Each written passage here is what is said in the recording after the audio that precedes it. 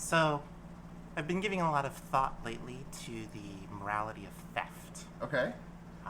There is obviously good theft in the world. Yes. I think theft exists on a moral spectrum. Of course. Good theft would be like Robin Hood, for Yes. example. Yeah. Foxy little friend steals from the rich, gives to the poor. Turns children into furries. Yes, totally good theft. Neutral theft. Pirating movies off the internet. Yeah. Doesn't make you a hero or anything, but also not like the reality ending evil that our like corporate fascist overlords want us to think it's going to be. Sure. And then there's like bad theft.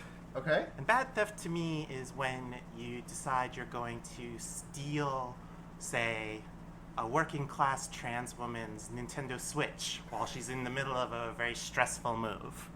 That to me is bad theft. So this weekend, girlfriend of the show / former guest of the show, Andrea, and me, roommate of the girlfriend of the show, And friend of the show. Caradwin, we went and decided to right a particularly bad theft that occurred recently. Someone we care about very deeply had this happen to her. And it feels good, Sarah. Yeah. Feels right. Aw. Yeah. That's what's up with me. Yeah, so what's up with me is that a bunch of my friends got together and pooled money to buy me a Nintendo Switch to replace the one that got stolen. Sounds... was there any overlap there? I don't know, weird coincidence. Yeah, just a weird... Thank you very much. Aw. I was going to open the show with that, even if you didn't bring it up. It's been a good weekend, yeah.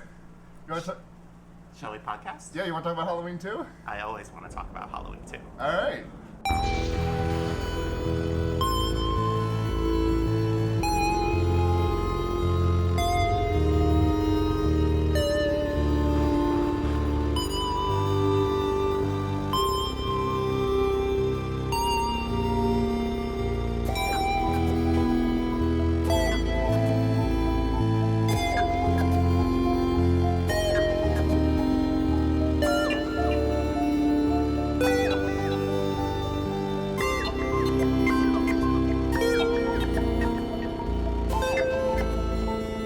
Welcome to Fear Rating, everyone. It's your number one,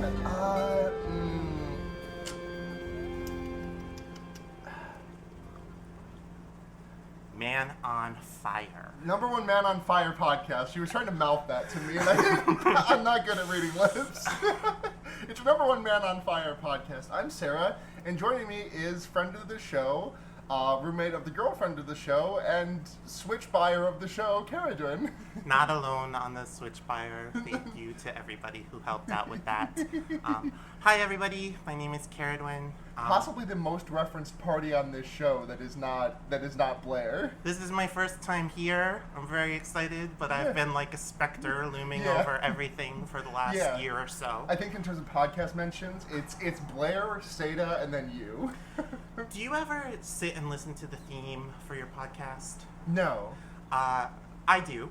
And I think that somebody out there in the world of internet needs to make an animated version of you and maybe Blair. I haven't seen what Blair's picture or anything, but little cute animated you and Blair going through the woods with flashlights, spooky things in the... That's what I picture every time I hear the opening of this show. Like, That's it's exactly going to the be vibe. like a visual version of it. Yeah. The Fear Baiting, the animated series. With special guest John Hurt Squirt Shirt and Pennywise the Dancing Clown's pussy. Oh, God. Bringing back all the hits. It's rare that I have a podcast. It's rare that I have a podcast guest that I can just, because we're recording this in the same room. It's rare that I can see their reactions to my stupid jokes. It's true. I have a very quiet laugh. It's not good for podcasting. You're going to hear a lot of like jokes just meet the room and nothing. Yeah. But I'm smiling Yeah. in real life. We'll add just Microsoft. Whenever that happens, I'll just leave a note for Blair to just add Microsoft Sam going ha ha ha. Here, I'll give you a clean one. Hang on. I apologize Look to at that- everybody out there in podcast land. Look at I that just waveform. blew out your earbuds. I'm so sorry. That This waveform is nuts. this is like, yeah. So, Kara, for first-time guests of the show, which you are, we always have them talk about how they got their start with horror movies, and also what subgenre of horror is your favorite. Ooh. I didn't grow up with horror movies. Mhm. I grew up in a very religious, conservative household with parents who kept very strict control over the media content that came into our home. Right. It wasn't until I was like 16 years old or so that we got cable television at my house. Mm-hmm. And so that was kind of the first time I ever really watched horror movies, was edited for cable versions of whatever had been in theaters like 4 years prior to that on the USA Network. So Halloween H2O, for example, is one that I remember from that era as a first. I don't know if it was the first necessarily, but a first. Mm-hmm.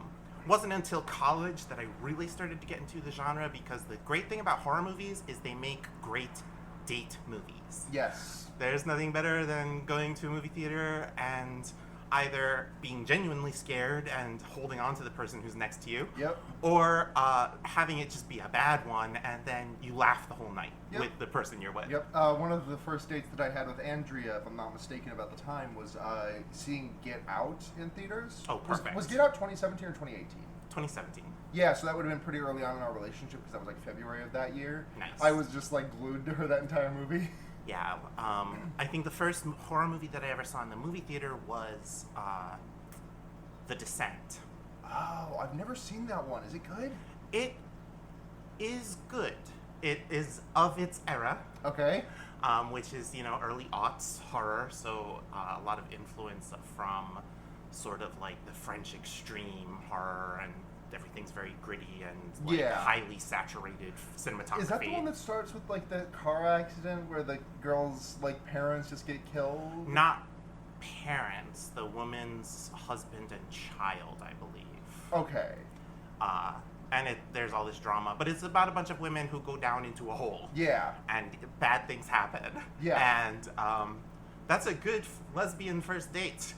That movie has major lesbian vibes that sadly are not like followed through on, but like so, which is perfect for the name of this podcast. Yeah, you were fear baited. And so, what's your favorite like subgenre of horror movie? I love body horror. Yep. I'm a trans lesbian, Mhm. and just like body horror is just far too relatable a genre in general. I need to watch Videodrome again sometime soon. I mean, you could, but there are definitely I mean, it's a great movie. Don't get me wrong, but there are definitely body horror entries out there that you can watch without being reminded that James Woods exists. Oh, that's right. He is in that one. Yeah, and like to some degree, like this is a separate thing from like the general levels of disgusting abuse that are in Hollywood, but to some degree there's a little bit of like, well, he's not James Woods, he is the character, but still he's James Woods, And you have to be reminded that he exists. yeah, like, and that you may have been yelled at by him randomly on the internet recently. God, James Woods is awful. That's just a thing that has to happen in the world now. Do you remember that time that there was like he just sat in that giant chair at that? Was that him or no? Clint Eastwood at that Republican Clint thing. Eastwood talked to an empty chair. Yes, he talked to an empty chair at a. That was fun. That was fun when politics was like still funny. No, that wasn't fun. Movie. Well, first we got to go to upcominghorrormovies.com and talk about what's on the horizon for us. What is upcominghorrormovies.com? I was trying to work that into a sentence. It's not going to happen. So, This is a movie that I'm just now seeing for the first time called Army of the Dead, and it looks like someone holding a... Oh, I thought they were holding a cell phone. It's just a playing card. I was really hoping it was going to be a cell phone. It would be like Army of the Dead, because the kids are on their cell phones. Is this a remake of one of the George Romero entries into the genre, or is this a new, like, Dead whatever? Oh, it's a Netflix thing from Zack Snyder. Gotcha. Wow, this is Zack Snyder. Oh, he's directing too. This is Zack Snyder's return to the fray? Apparently, this I know far too much about, like, the production road to this, and some of the, like, just really brutal and... Listen, horror can be brutal. Like, I don't want to sound like I'm totally gonna sound like a hypocrite right now, but, like, I don't think I needed to see, like, a zombie rape farm. Sorry, trigger warning, everybody out there. Jesus Christ, that just came out of my mouth. But this was, like, a planned thing. I don't think it's actually gonna be in the final product, from what I've read. Like, enough people have had outcry about this, but, like, so that's a plan. That was part of a pitch for this, like, Zack Snyder zombie follow-up at one point. That sucks. Yeah, like, I don't know what commentary about that I need from Zack Snyder. Is specifically, I'm not saying you can't do that in a horror movie. I'm saying who does that in a horror movie really matters, and, like, I don't think Zack Snyder has anything particularly interesting to say about that. He should be staying away from that as far as possible. The cast on this is, like, I don't recognize any of these names except for Bautista. Does any of these ring a bell for you? Bautista. No. Yeah. Garrett Dillahunt. I like him. He's a TV actor. Shows up all over the place. 4400. He was in... What was that show? 4400? The 4400 was a, like, USA science fiction show about people who got taken by aliens and then all come back at the same time. Oh, yeah.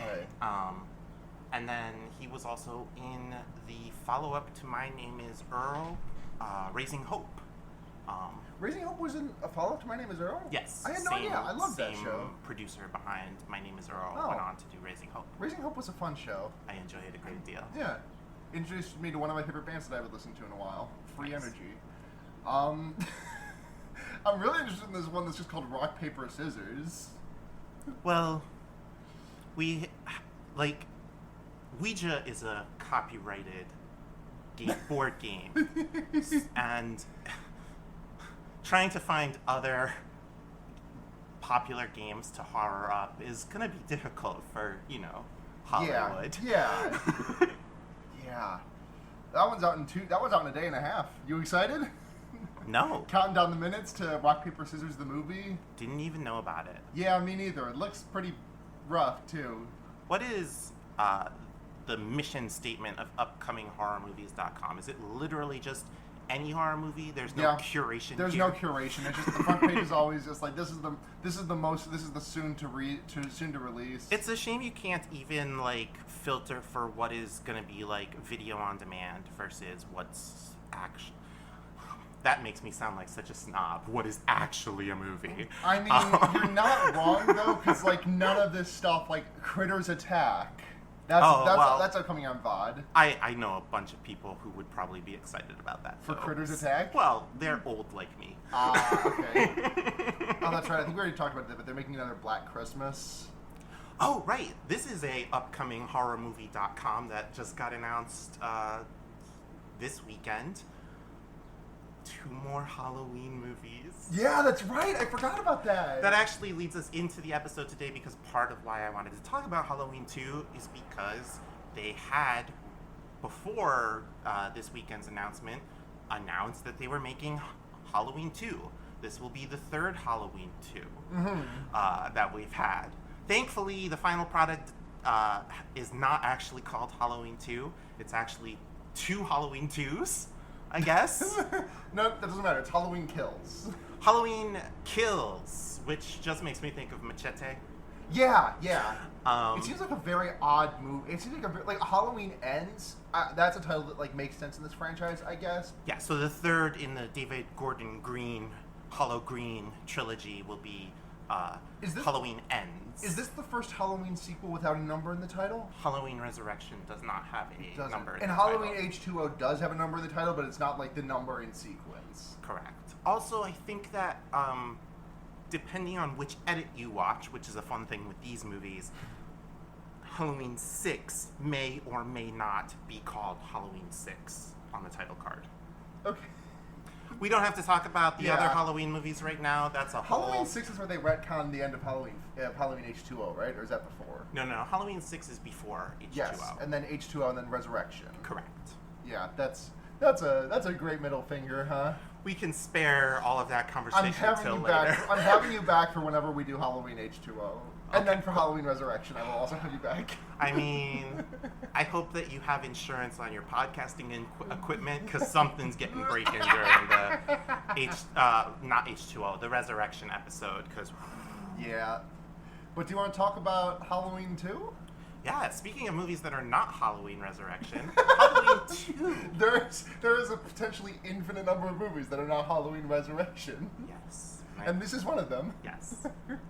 We watched Halloween 2, the 1981 film. Yes, this is the 1981 follow-up to the 1978 horror classic Halloween. 3-year gap, same night. So yes, let me set the stage a little bit. What was going on in real life Yes. in horror Yes. around this time? Halloween, John Carpenter's Halloween, as he would prefer it to be known, is often called the first slasher movie. It's not. I don't mean to start your episode with a actually, but it's not really a slasher movie. It like when you compare it to other movies that get called slasher movies, it has a super low body count. There's not really the gore that comes to like be identified with the genre. There is some sexuality, but not like the levels of it that we will see in the future. Yeah. It is. If Halloween is a slasher movie, then Psycho is a slasher movie, and our good friends at the AFI are not going to be calling Halloween a slasher movie, or not going to be calling Psycho a slasher movie anytime soon. Halloween does, however, inspire the slasher movie glut that comes in the late 70s and especially the early 80s.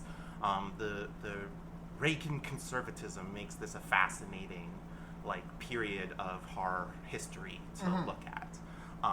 In between Halloween and Halloween 2,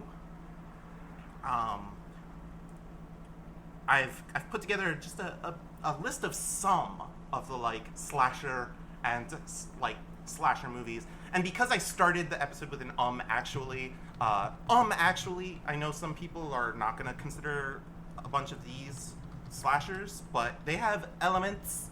If Halloween gets to kick it all off, then here we go. So, just to be clear, this is between October 25th, 1978 and October 30th, 1981. So just about exactly 3 years. So what do we got, Kevin?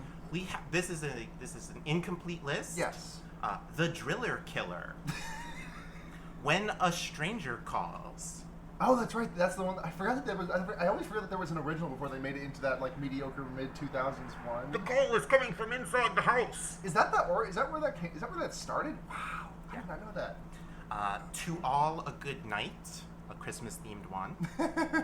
The Silent Scream. Maniac. Don't answer the phone, with an exclamation point, so you know they're serious. God, is that like the indirect sequel to When a Stranger Calls? Right. Spiritual. Or the spiritual prequel to One Missed Call. In 1980, we have one of the most famous sort of Halloween ripoffs, Friday the 13th, which I love and we'll get to eventually on this show. Then we should do One Missed Call for Schlocktober. That American version of that is not good. Do you know One Missed Call? No. It's about it was originally a Korean horror movie, like a lot of mid 2000s horror movies were. The original was you will get a phone call. You will not get a phone call. You will get a voicemail, and on that voicemail is the sound of you dying. And then 24 hours you will die and make the scream that you hear on your voicemail. Hot. Yeah, and then they made it. And then they made an American version, and it's not very good. All right, no more tangents because there None. are a lot of horror movies that come out in this 3-year span. Just to keep driving the point home. Yes. Prom Night with Jamie Lee Curtis. Mother's Day. Terror Train with Jamie Lee Curtis. So she's developing quite a. She also did The Fog, which is in this period, which is not a slasher John movie, Carpenter, but right? yes, John About that. Carpenter's The Fog. So establishing her reputation as the scream queen of this era. Yeah, Halloween was her first, right? Correct. After Terror Train, Christmas Evil, The Boogeyman, New Year's Evil, not a sequel. It's a Christmas. Came out like the same, like 2 months later. My Bloody Valentine, Ooh. The Funhouse, Friday the 13th Part 2, The Burning, Graduation Day, Happy Birthday to Me, Hell Night, Don't Go in the Woods, Night School, The Prowler, and Nightmare. That's 25 movies, most of them released in 1980 and 1981. This is a huge glut.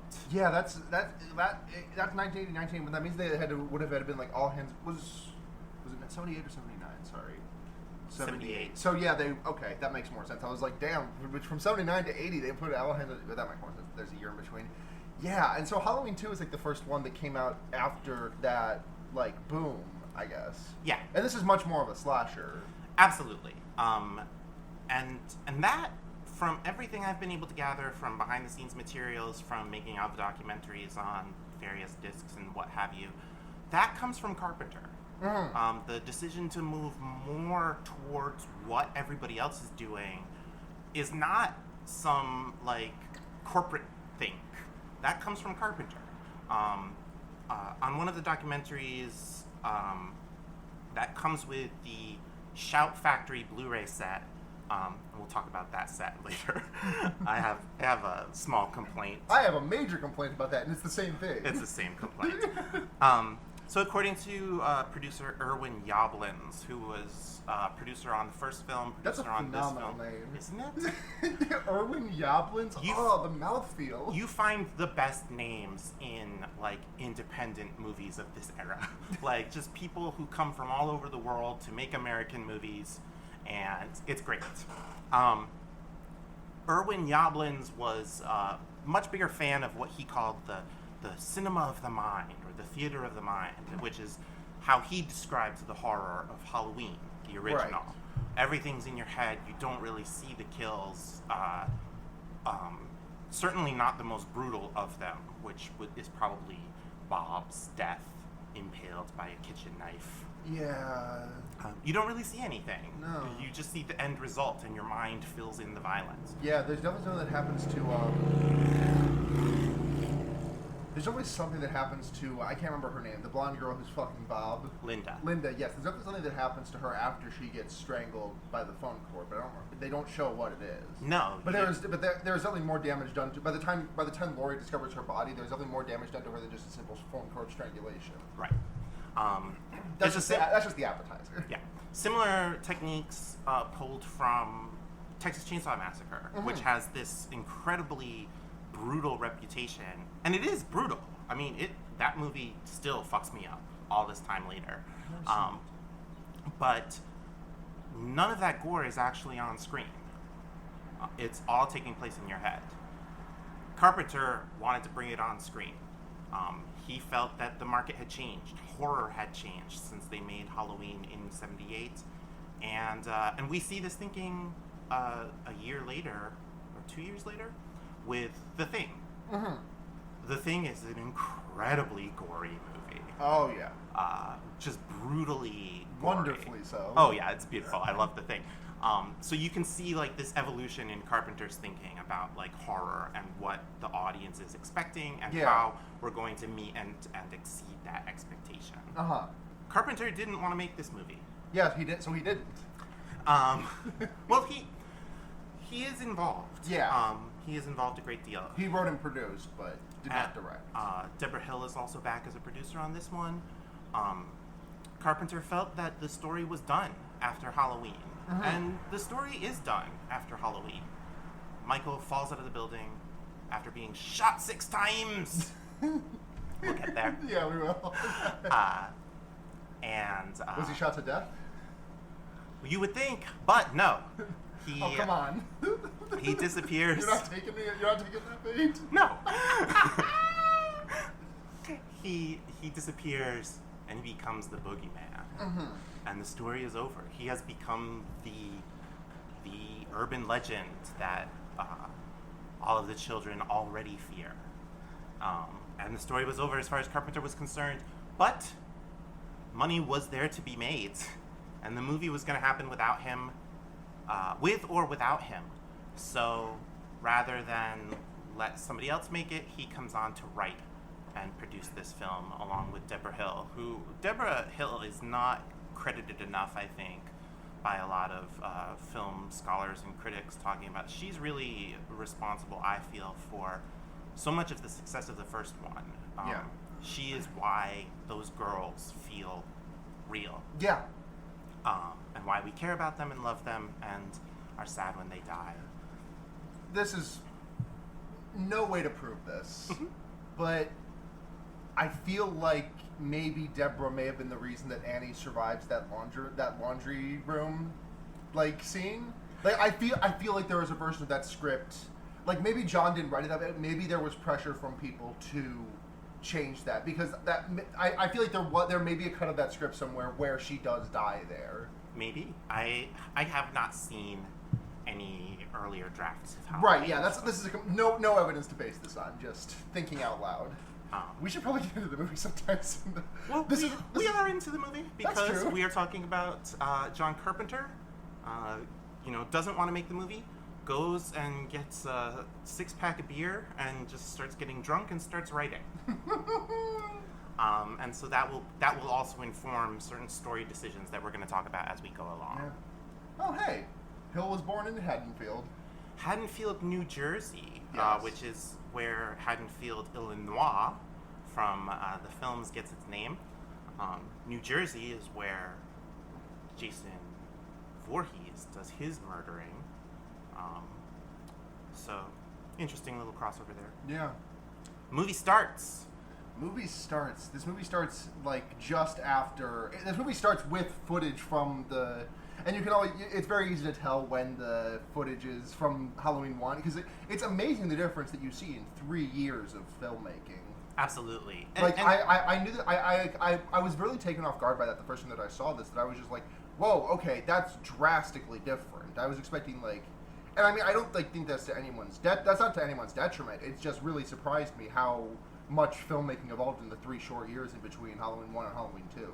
Well, it's less that filmmaking in general evolves and more just they have a budget this time. Yeah, that's a good point. This is a Universal picture, whereas the first is an independent film.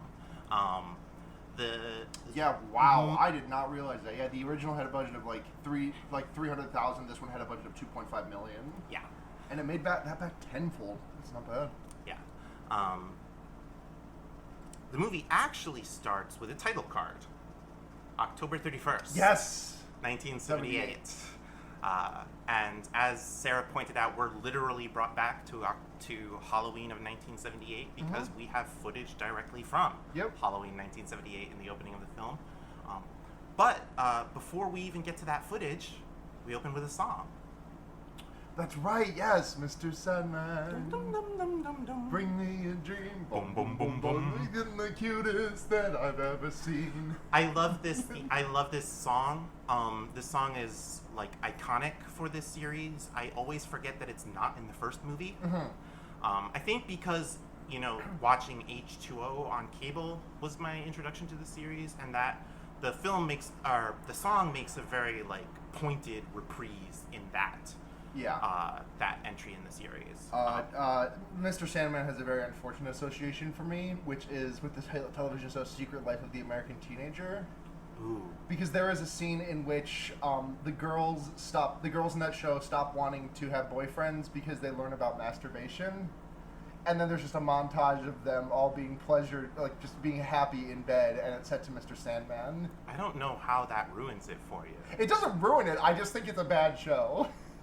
Fair enough. And also in the middle of that scene, someone plays Mr. Sandman stops because someone puts their iPod into their little iPod stereo from 2009 and starts playing Istanbul, Not Constantinople by the Velvet Giants. They dance to it for 17 seconds, and then it goes back to the end of Mr. Sandman. Fun. Nothing about this is sounding bad to me. I don't know. It's a great musical choice here. It's light, it's bouncy, it's wonderfully ironic.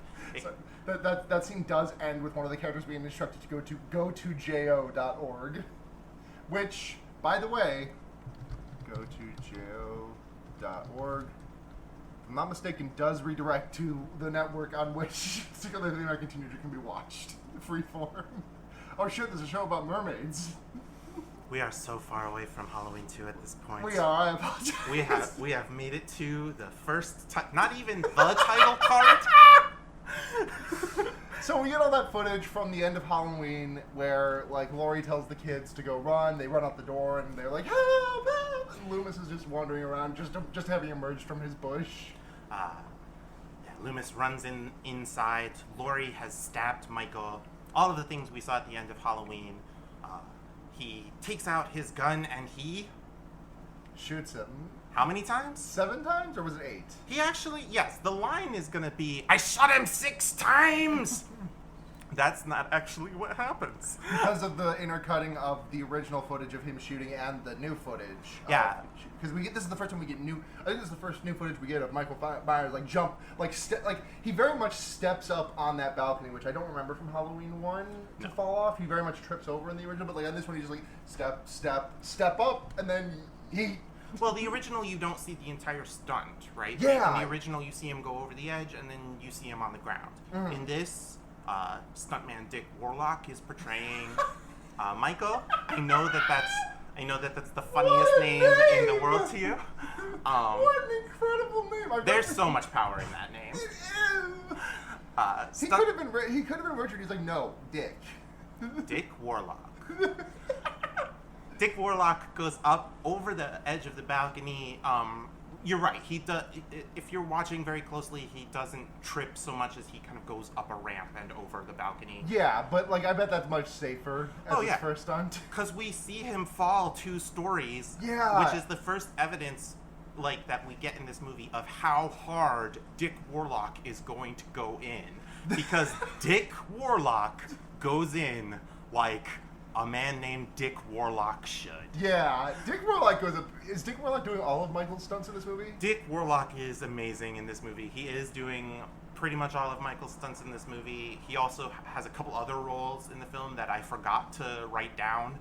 So I apologize, Dick, if you're listening. Absolutely a huge fan of your work, just as you are a huge fan of this podcast, I am sure. Dana Carvey's in this one, too. Yes, we'll get there. Yeah, we will. So we and like this looks way. It's like the original does not really. I feel like the original version of that stunt does not really like this feels so much like more of a fall to me. Oh yeah. Like I know it's a second story no matter what, but like in the first one it just feels like so much less of a fall because you do only see part of the stunt. You see him go over, and then you see him on the ground. Yeah. You don't actually see the fall. Yeah. And here you do. Dick Warlock takes it like a champ. Oh, it's great. But that's our first new footage. And to be fair, it is all of the same production crew coming back. Mm-hmm. New director, and that influence, is arguable. We'll talk about that as we go. But mostly the same production crew, same director of photography. The difference you're seeing is really all about budget and what the types of cameras they can afford to use, the types of lighting rigs they can afford to use. We have a crane shot. Yeah. The movie opens with a crane shot. Yeah. And so right away, we're expanding the world of Halloween. At the end of that sequence, the neighbor comes out and he's like, "Hey, what's going on here?" And Loomis is like, "Call the police! Call the police! I shot him 6 times!" He goes, "I've been trick-or-treated to death tonight." And then Loomis replies with possibly the best line in the movie. He has a lot of good lines in the movie. He does. You don't know what death is. And then he just kind of scurries off, looks over his shoulder, and kicking the theme, and then we go to the opening credits sequence. Yeah, which is I feel like this is way longer than First one. The opening credit sequence? Yeah. Probably because, we have to follow all of the, very meticulous crediting rules because we have a studio behind us now. Yeah, point. We have the Jack-o'-lantern theme. Who is the Ali that is credited on this movie? An Ali, is he just one of the guys bankrolling it? You mean Mustafa Akkad? Akkad, yes, apologies. Yes, he was the producer he was the kind of money behind the first film. Yeah, okay. I knew the name looked familiar. I thought he was attached to that first one too. I just didn't know what exactly part he played. Yeah, the Akkads go on to be they're still connected to this series. Yeah. They play Mustafa's son is still a producer on all of the modern Halloween films. Mm-hmm.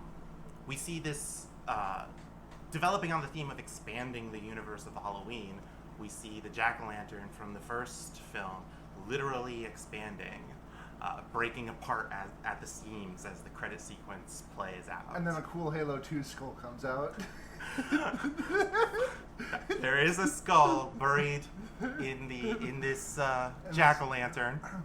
Fun fact, that skull is the skull of the real Michael Myers that this film series is based on. Uh-huh. No. No. Just wanted to. I'm just totally bullshitting you. You got a taste of lying yesterday night. You can't stop. Caradrin, the ruse for getting the Switch to me was that since Caradrin does not have a car, she needed me to give her a ride to the GameStop, and her ruse was, oh yeah, I want to go buy a new video game, and I was just peppering her incessantly with questions about it, and she just had to I'm so bad at lying. I can't tell if she just was hit like a bolt, or if I'm just the most oblivious person alive. Oh my gosh, it was like a cartoon. She kept the ruse up, so It was wonderful. It was. I cried. At the end of the credit sequence, we get the card for director Rick Rosenthal. Yes, his debut, correct? This is his feature debut. He got the job because he has the same agent at the time as John Carpenter did. Carpenter, the agent talks about this on one of the documentaries on the Shout Factory DVD or Blu-ray. Carpenter's career was taking off after Halloween, and that became kind of a bait and switch for the agent, who was like, John's busy, but I do have this new guy that you can get for half the price. So Rick comes in. Rick is a huge fan of the original Halloween, and wants to be very faithful to the original. And I think he does a good job of it. Yeah. These are some of the other films he directed over the years. Since not a ton of movie work, considering he's been working since 1981. Mm-hmm. Mostly a lot of television, though. Yeah. He directed Bad Boys in 1983, not the Will Smith, Martin Lawrence vehicle. No, that was Bad Boys 2. No. There was a Bad Boys 1 with Martin Lawrence and Will Smith before Bad Boys 2. This is just a completely unrelated movie Bad called Boys. Bad Boys. Yeah. I thought you meant that. I did not know. I only heard of Bad Boys 2 specifically because that's what they mentioned. That's what they name drop in Hot Fuzz. And so I thought I don't know anything about Bad Boys 1, so I thought that you meant there is a Bad Boys 1 that did not have those two in it. No. Totally unrelated movie. There's also a very bad PS2 game about Bad Boys 2. In 1984, he directed American Dreamer. Also in 84, Wasp, Love Machine. Wasp and Love are both acronyms. In 87, he directed Ruskies. 88, Distant Thunder. 98, so taking a decade off from features to work in television throughout the era. Just a Little Harmless Sex. He'll come back to this series in 2002 with Halloween Resurrection. 2005, a movie called Nearing Grace, and 2013, a movie called Drones. Wait. Rosenthal did us like that? You haven't seen Resurrection. You don't get to Rosenthal, to comment. You don't get to appropriate my pain. Rosenthal, did you like that? Well, yeah. We're not going to talk Resurrection on this show. We'll be here all day. Fun fact for you, okay. Among the myriad of television shows that he has been a director on, he did a 2006 episode of one of your favorite series, Veronica Mars. No way! What was it? Which was it? What do you remember? What season? 2006, whatever year that was for Veronica Rosenthal. Mars. The Quick and the Wed. Which was That might have been. That was the only season of that show I watched. That season's fine. People didn't like it at the time, but I think they probably like it more than they like the movie now. It's funny the way that works. That movie was okay. 15 tangents ago, Yeah. we talked a little bit about how the first Halloween film ends with Michael sort of the editing at the end of the film. You know, we're in his POV. All we hear is like that wet, hot, just disgusting breathing sound of him in the mask. As we cut from it's all footage from other parts of the film that's been edited together, but it leaves you with the impression, this montage leaves you with the impression that Michael is everywhere now. Yeah. That he is not this man in a mask, but he is something larger than life. Yes. That use of POV makes him something huge. And so it's very interesting after the credits to come right back into Michael's POV in Halloween 2. But by necessity, it's much more limited right now. Mm-hmm. We know he's not in the wind and could be anywhere. We know precisely where he is. We have collapsed the singularity. Good. I like that way of putting it. It's Schrodinger's boogeyman. And so it's a little bit disappointing. You know, he had been this huge thing, but it's necessary. It's the only way you get to make this movie. We know exactly where he is, and he's hiding behind the Elron house, watching Loomis run up to a police car and pull Sheriff Brackett out. And I shot him 6 times. It's like, I shot him in the heart. such a wonderful. I shot him 6 times. Such wonderful performance from Donald Pleasance here. Forgive me if I use some of my psychic abilities to channel the late great Sir Donald Pleasance. He is. Sir, he was knighted. Yes. Wow. He is very arch in this movie, and that's another thing that this. You know, we talked about expanding the Halloween universe. That's what this movie is here to do. The slasher elements, on the one hand, you know, I totally understand fans of the first movie who come to this one and they're disappointed that the sort of suspense of it all is gone. On the other hand, thinking through the logic of if we are going to start this story right at the end of Halloween, it makes sense that we are, like, Michael has already started killing this night. Yeah.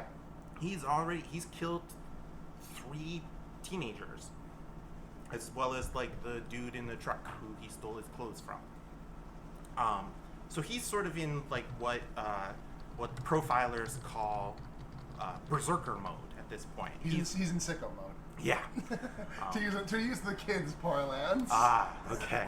Thank you for keeping me You're welcome. in touch with the youth. I have to make you listen to sicko mode so you know what I'm talking about. Loomis and Sheriff Brackett take off in the car, leaving Michael to creep into the Elron's house. Mrs. Elron is looking in on her husband, who is asleep, watching the news in the other room. News interrupts with the terrible crime that Michael has just committed. We spend a lot of time in Michael's POV here. Yes. A lot more than in the first. And throughout this film, we'll spend a lot of time in his POV. Yeah. I like it. Yeah.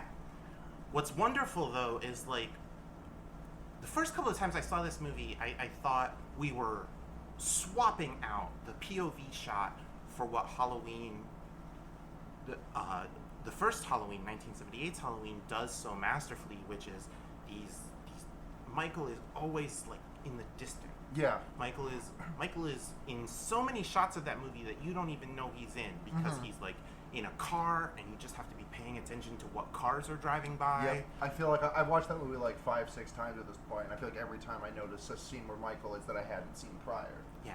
The fun thing is, loving this movie the way that I do, and rewatching it so many times, that's in this movie too.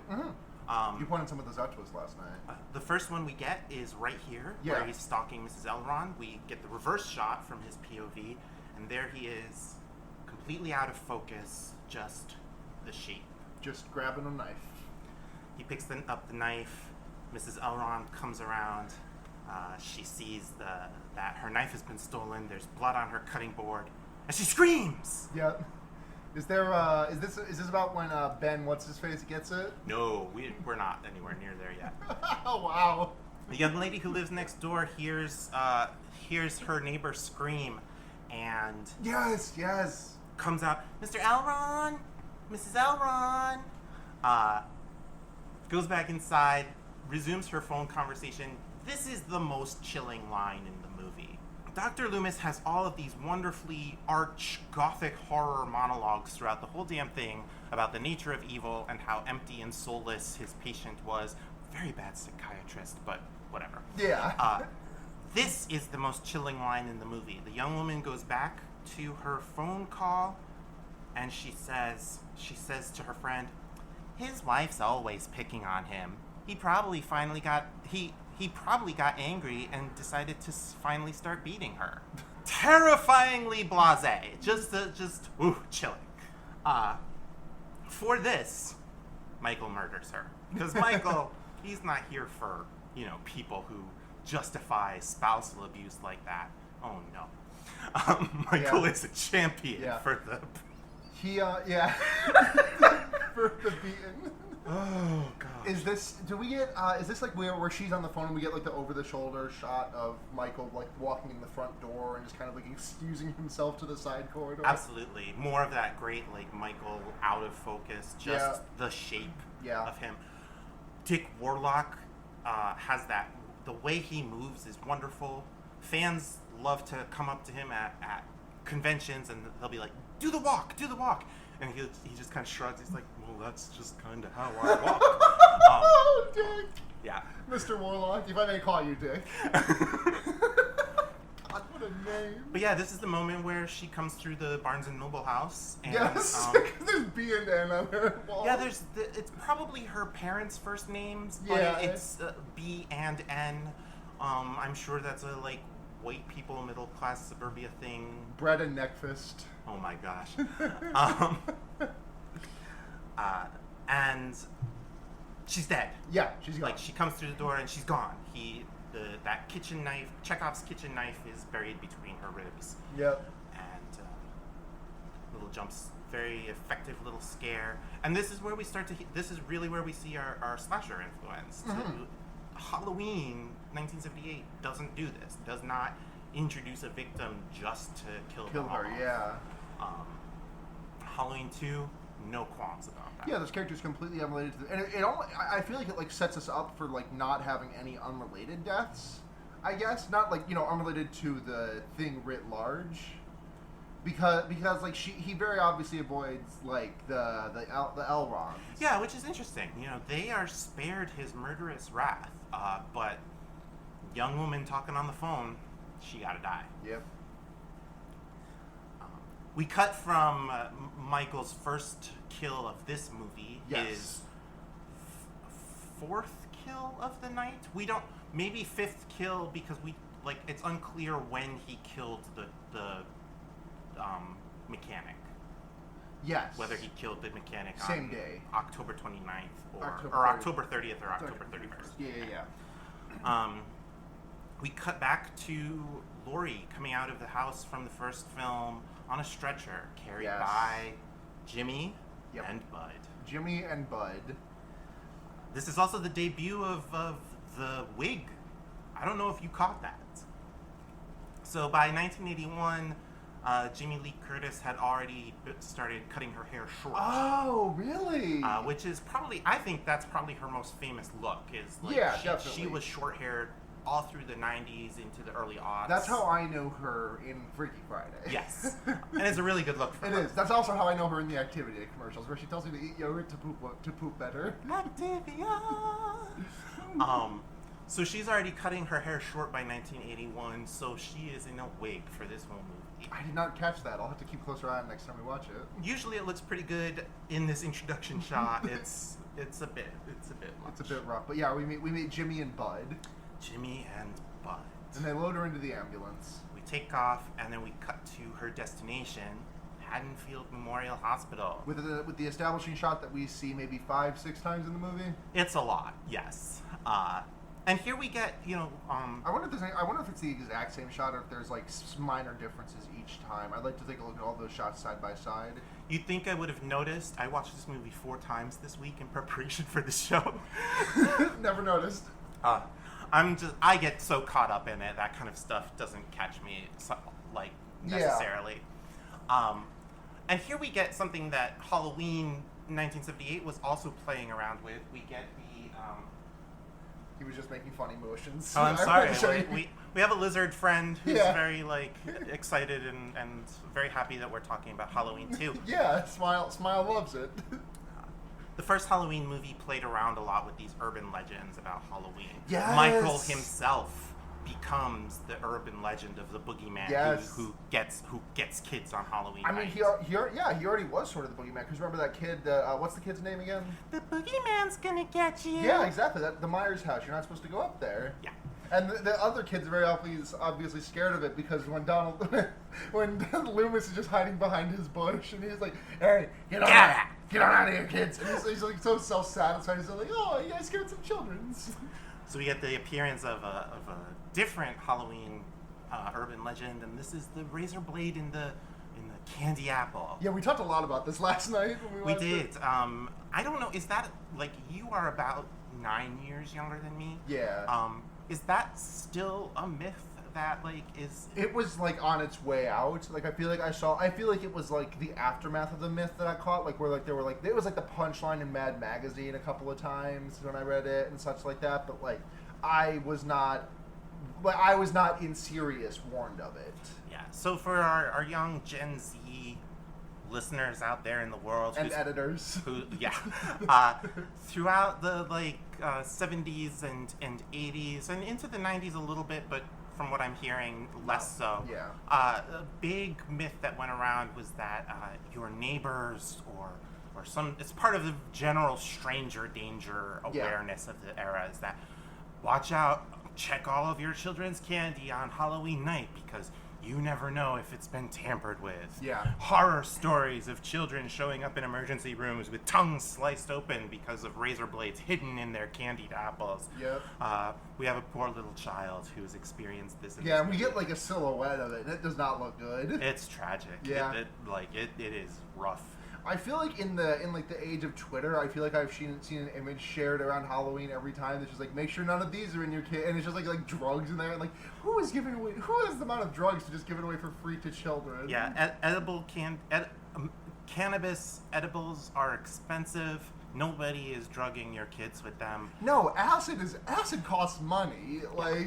Nobody. That's not a funny prank. You don't even get to see the kid trip. No. Not that it would be fun to watch, but ostensibly that's what these people want, and they don't get to see it. It could be fun to watch. I feel I'd feel bad for the kid. So for the record, this has never happened the way the myth lays it out. Yeah. Kids have had sabotaged candy at Halloween. It is almost always a part of a larger pattern of abuse between that child and a family member or a trusted individual. Mm-hmm. The stranger danger version of the myth where some random person is gonna fuck up your kid's candy, statistically speaking, doesn't happen. Yeah. I'm sure someone out there is gonna link us to the one case, but that's the exception that proves what I'm saying. Yeah. There's always an exception. So this hospital, Yes. Haddonfield Memorial, I talk a lot, I'm so sorry. It's okay. I love this movie and I just love talking about it. We go to Haddonfield Memorial Hospital, HMH. This is where we're introduced to This is where we're introduced to the majority of our new cast. And our new victims. Yes. None of them make it alive except for Jimmy, who's maybe alive. We'll get to that. Yeah. Rosenthal met most of this cast through an acting class that he was in. Huh. He was very nervous as a first-time director, and he had been in this acting class with Leo Rossi, a number of the other actors who are in the piece. And since he already had this relationship with them, he brought them all together and said, hey, let's make this movie. So here, as Laurie comes in, this is where we're introduced to a lot of them as they rush around. Some of them know who she is because this is driving home the fact that this is a really small town. that this horrible thing is happening in.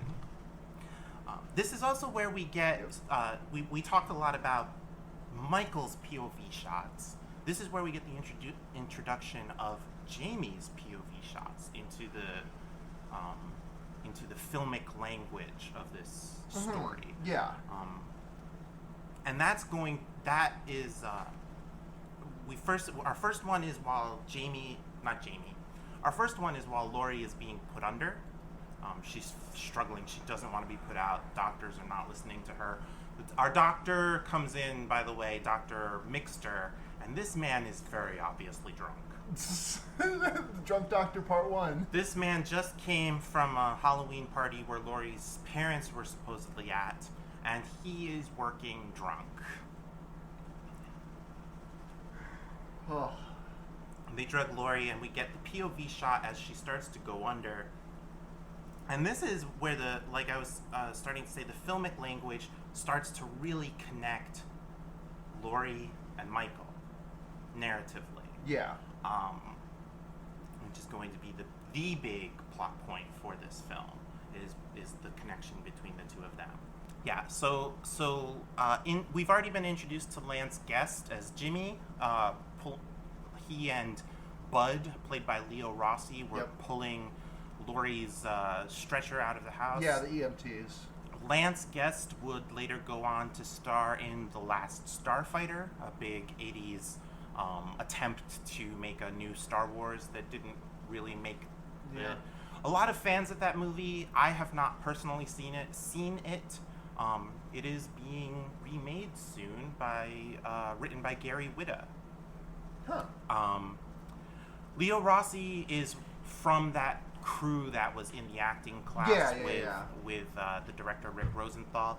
He plays Bud Scarlatti, and he is the most East Coast New York sounding resident of Haddonfield, Illinois. Yeah. Definitely moved there. Producers argued against him getting the role because of that, but he was one of Rosenthal's friends. And a thing I'm just learning is that Annie Brackett from the first movie, like you mentioned the last night, is also in this one. I did not know that her last name was Loomis, which is probably where Dr. Loomis gets his name. No, I think that's just a coincidence. Just a coincidence? Actually. Yeah. Wow, really? Yeah. It's a wild coincidence. Either way, yeah, Annie Brackett, Nancy Loomis, comes back to play a corpse in like one scene for her dad to cry over. Yeah. Speaking of her dad, this is where actually after Laurie goes under, we cut to Chief Brackett and or Sheriff Brackett, I should say. Yeah. And Dr. Loomis riding around in the police car. We're reintroduced to Sheriff Brackett here. Saw him a little bit before. Charles Cyphers returns from the first Halloween. Great name. Right? Like if you're going to be an actor, make sure you have a good actor name like Charles Cyphers. Cyphers. Great. What a good name. And Brackett is already distraught. He has no idea how distraught he's about to be. Yeah. He's riding around with Loomis. You let him out. He's directly blaming Loomis. You let him out. Loomis kind of pathetically tries to defend him. I didn't let him out. You couldn't have shot him 6 times. I did. Loomis reloads his gun. And as they're driving around, they see Michael Myers. A bunch of kids are out trick-or-treating, and in the distance behind them, the Shape. The Shape. They pull over the car. Loomis is screaming, "Get out of the way! Get out!" Yeah, he's ready to shoot. He's absolutely ready to shoot. And it's only with the interference of Sheriff Brackett that he does not shoot. But it doesn't matter because Michael Myers gets fucking run down in the street like a dog. Yeah. So another police car is responding to the scene, and Michael Myers behaving in a very un-Michael Myers fashion. Yeah, he's walking very fast, probably a little bit too fast for Dick Warlock. Sees Loomis with the gun and starts to flee. Crosses the road. Doesn't quite run, but starts like kind of pick up the pace. Yeah. Hippity hoppity across the street. Yeah. Police car slams right into him. Yep. Sorry for popping your ears again, friends. I'm bad at this podcasting thing. You're doing a great job. which in turn slams directly into a van, and the entire mess goes up in flames. It's kind of comical because Loomis runs up and he's just making this oh no face because like Brackett is like, is it him? Is it him? And Loomis is just like, Absolutely, like foreshadowing, by the way, for another great Man on Fire to come. This is not a Man on Fire. No, this is a dummy on fire. This is a dummy on fire. And I know this not to talk that way about the poor person who got blown up, because you may not have put it together yourself at home, but I would not have if you had not pointed it out. It's not actually Michael Myers. Yeah. Oh well, I noticed that. I didn't actually point it out. I thought you were going to say the other thing, which is that this is this is to reveal the thing that comes out maybe half an hour later. That this is Ben Tramer, aka the girl, the boy that Laurie had a crush on in the first movie that Annie teases her about. Yeah, so throughout the first movie, Annie is teasing Laurie about the fact that she hasn't dated anybody. It's because she's gay. It is absolutely... Not to dwell on Halloween 78 too much, because you already did that show, even though it's not showing up in the feed. Yeah, it's disappeared from the feed. We're looking for a fix to that, by the way. But Laurie is absolutely, like, gay, right? Yeah, 100%. Not even a question. You know, the entire Ben Tramer conversation, to me, as a lesbian, has always read as, well, Laurie clearly is in love with Annie. Yes. And when Annie started teasing her, don't you have a crush on anyone? She's like, Ben Tramer. Yeah. Poor Ben Tramer got his name picked out of a hat by Laurie, which is somehow triggered a cosmic string of events. That led to him being That led to him somehow purchasing the same mask that Michael Myers had stolen from the hardware store earlier that day. Yep. Not quite the same mask. It's a variant in the series. Yes, because this one is blonde, right? Yeah, Tramer's mask is blonde while Michael's has dark hair. Yeah. He's in he and what is he dressed as? I don't know. I feel so bad for Ben Tramer because I don't even know what he went to this Halloween party as. Well, he didn't go to the Halloween party as anything. He went as a corpse. And he left as a corpse. Yep. Because he is just gone, is in a blaze of flames. It's a really funny bit of continuity, honestly. It's really sad, and like if I didn't even catch it the first couple of times I saw the movie because like Ben Tramer is not in the first one. No, why he's would just you be named. paying attention? I mean, there's a lot of boys in that movie that are boys by name only. Which is how boys should be. Really. We don't spend a lot of time on our poor victim here because another police officer, who in my notes I wrote down as New Cop because, and this is the complaint I want that we both have about this Shout Factory disc. I bought it because it has really great picture quality. It has a lot of special features, including the 1980s extended television edit of the movie, which gives you an interesting, alternate view of this story. So I recommend it for that reason. The problem is there is absolutely no subtitling on this. None disc. whatsoever. And I have a hard time with movie dialogue sometimes. Yes, absolutely. Especially considering the amount of conversations that we have over. We like to talk during the movie. Yes. Because we're friends. Yeah. It's a weird concept, I know.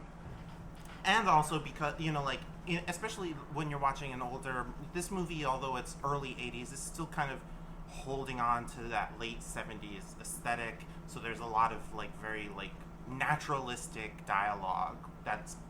A lot of it's ad-libbed, honestly, and we'll get to a scene with a lot of it in a moment. Yep. It's difficult for me to make out as someone with a little bit of a audio processing issue. Yeah. New Cop drives up while fake Michael's body is still on fire.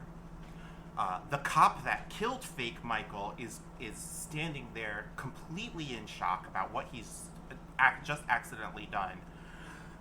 But New Cop enters the scene, runs up to Chief Brackett. They've just found the 3 teenage bodies from the first movie. And one of them was Annie!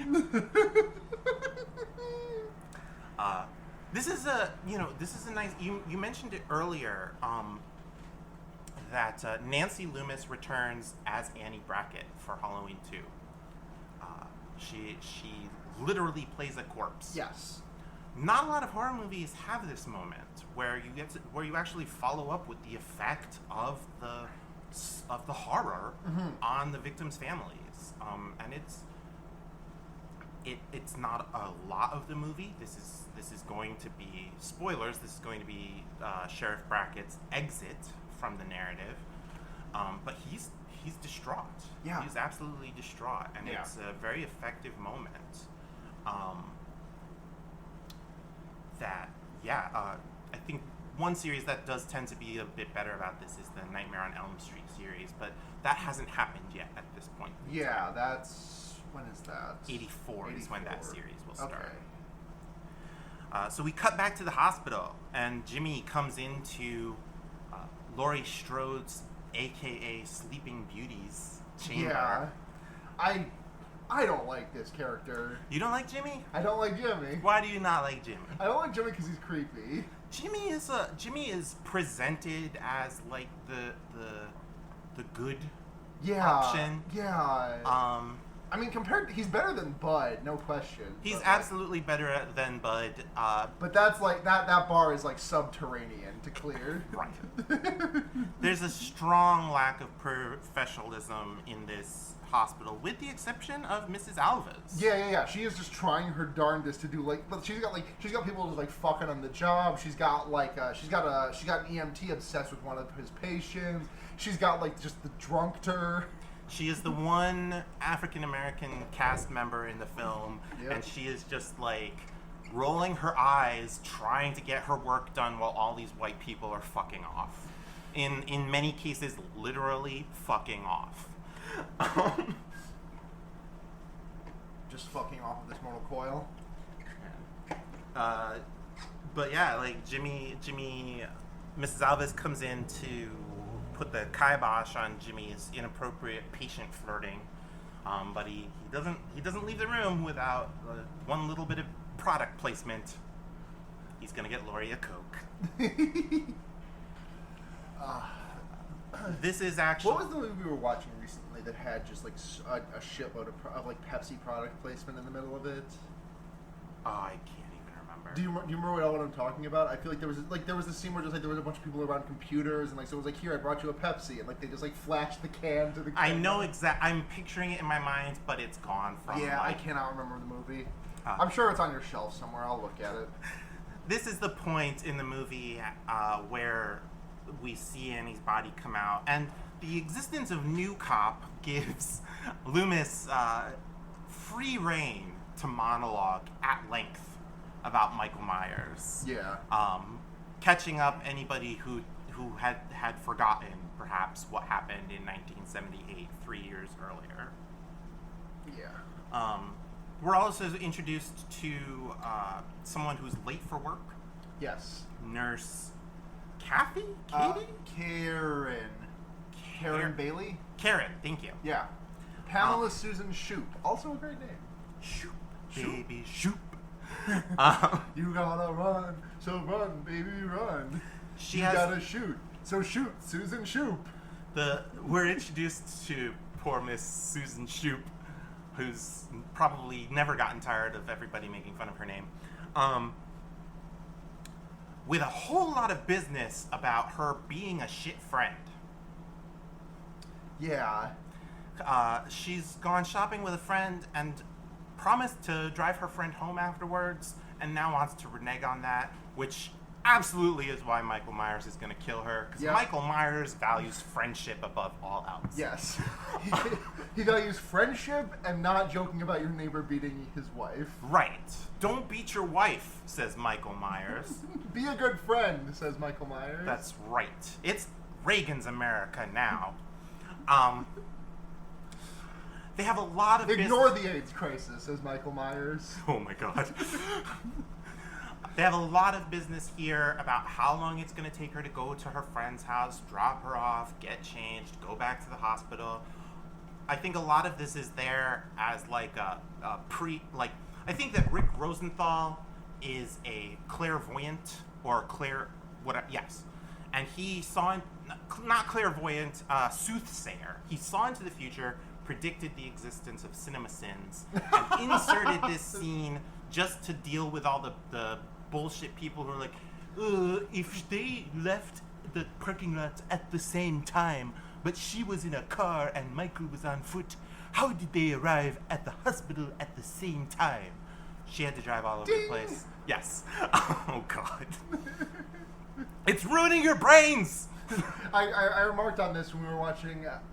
It might have been this. It might have been something else. I can't remember. But I remarked Halloween 1. Yes, we were watching Halloween 1, and I remarked that like I watched those videos for like a year or two back in college, and it made me worse at watching movies. Like I am still consistently unlearning the things that CinemaSins drilled into me. But don't worry, Rick Rosenthal was prepared. Yeah, we've got all this business right here. Yes. Michael wanders through this parking lot, bumps into a kid dressed up as a cowboy for Halloween. Or maybe he just wears a cowboy hat in his day-to-day life. We don't know. Carrying a boombox. And on the boombox, he hears the news report that Laurie Strode has been brought to Haddonfield Memorial Hospital. I missed that. I missed that. That's how he knew. That's how he knew. This is why HIPAA laws exist now. You're welcome, America.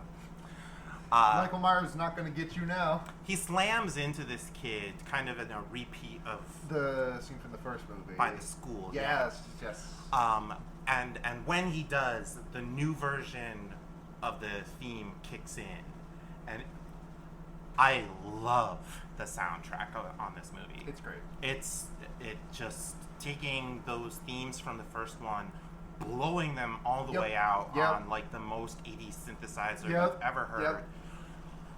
Lot of people hate this soundtrack out there. A lot of people love this soundtrack. Count me in the latter. Yeah, I think the soundtrack is genuine. I mean, I think most of Carpenter's soundtrack work is great. What I've heard of it, at least.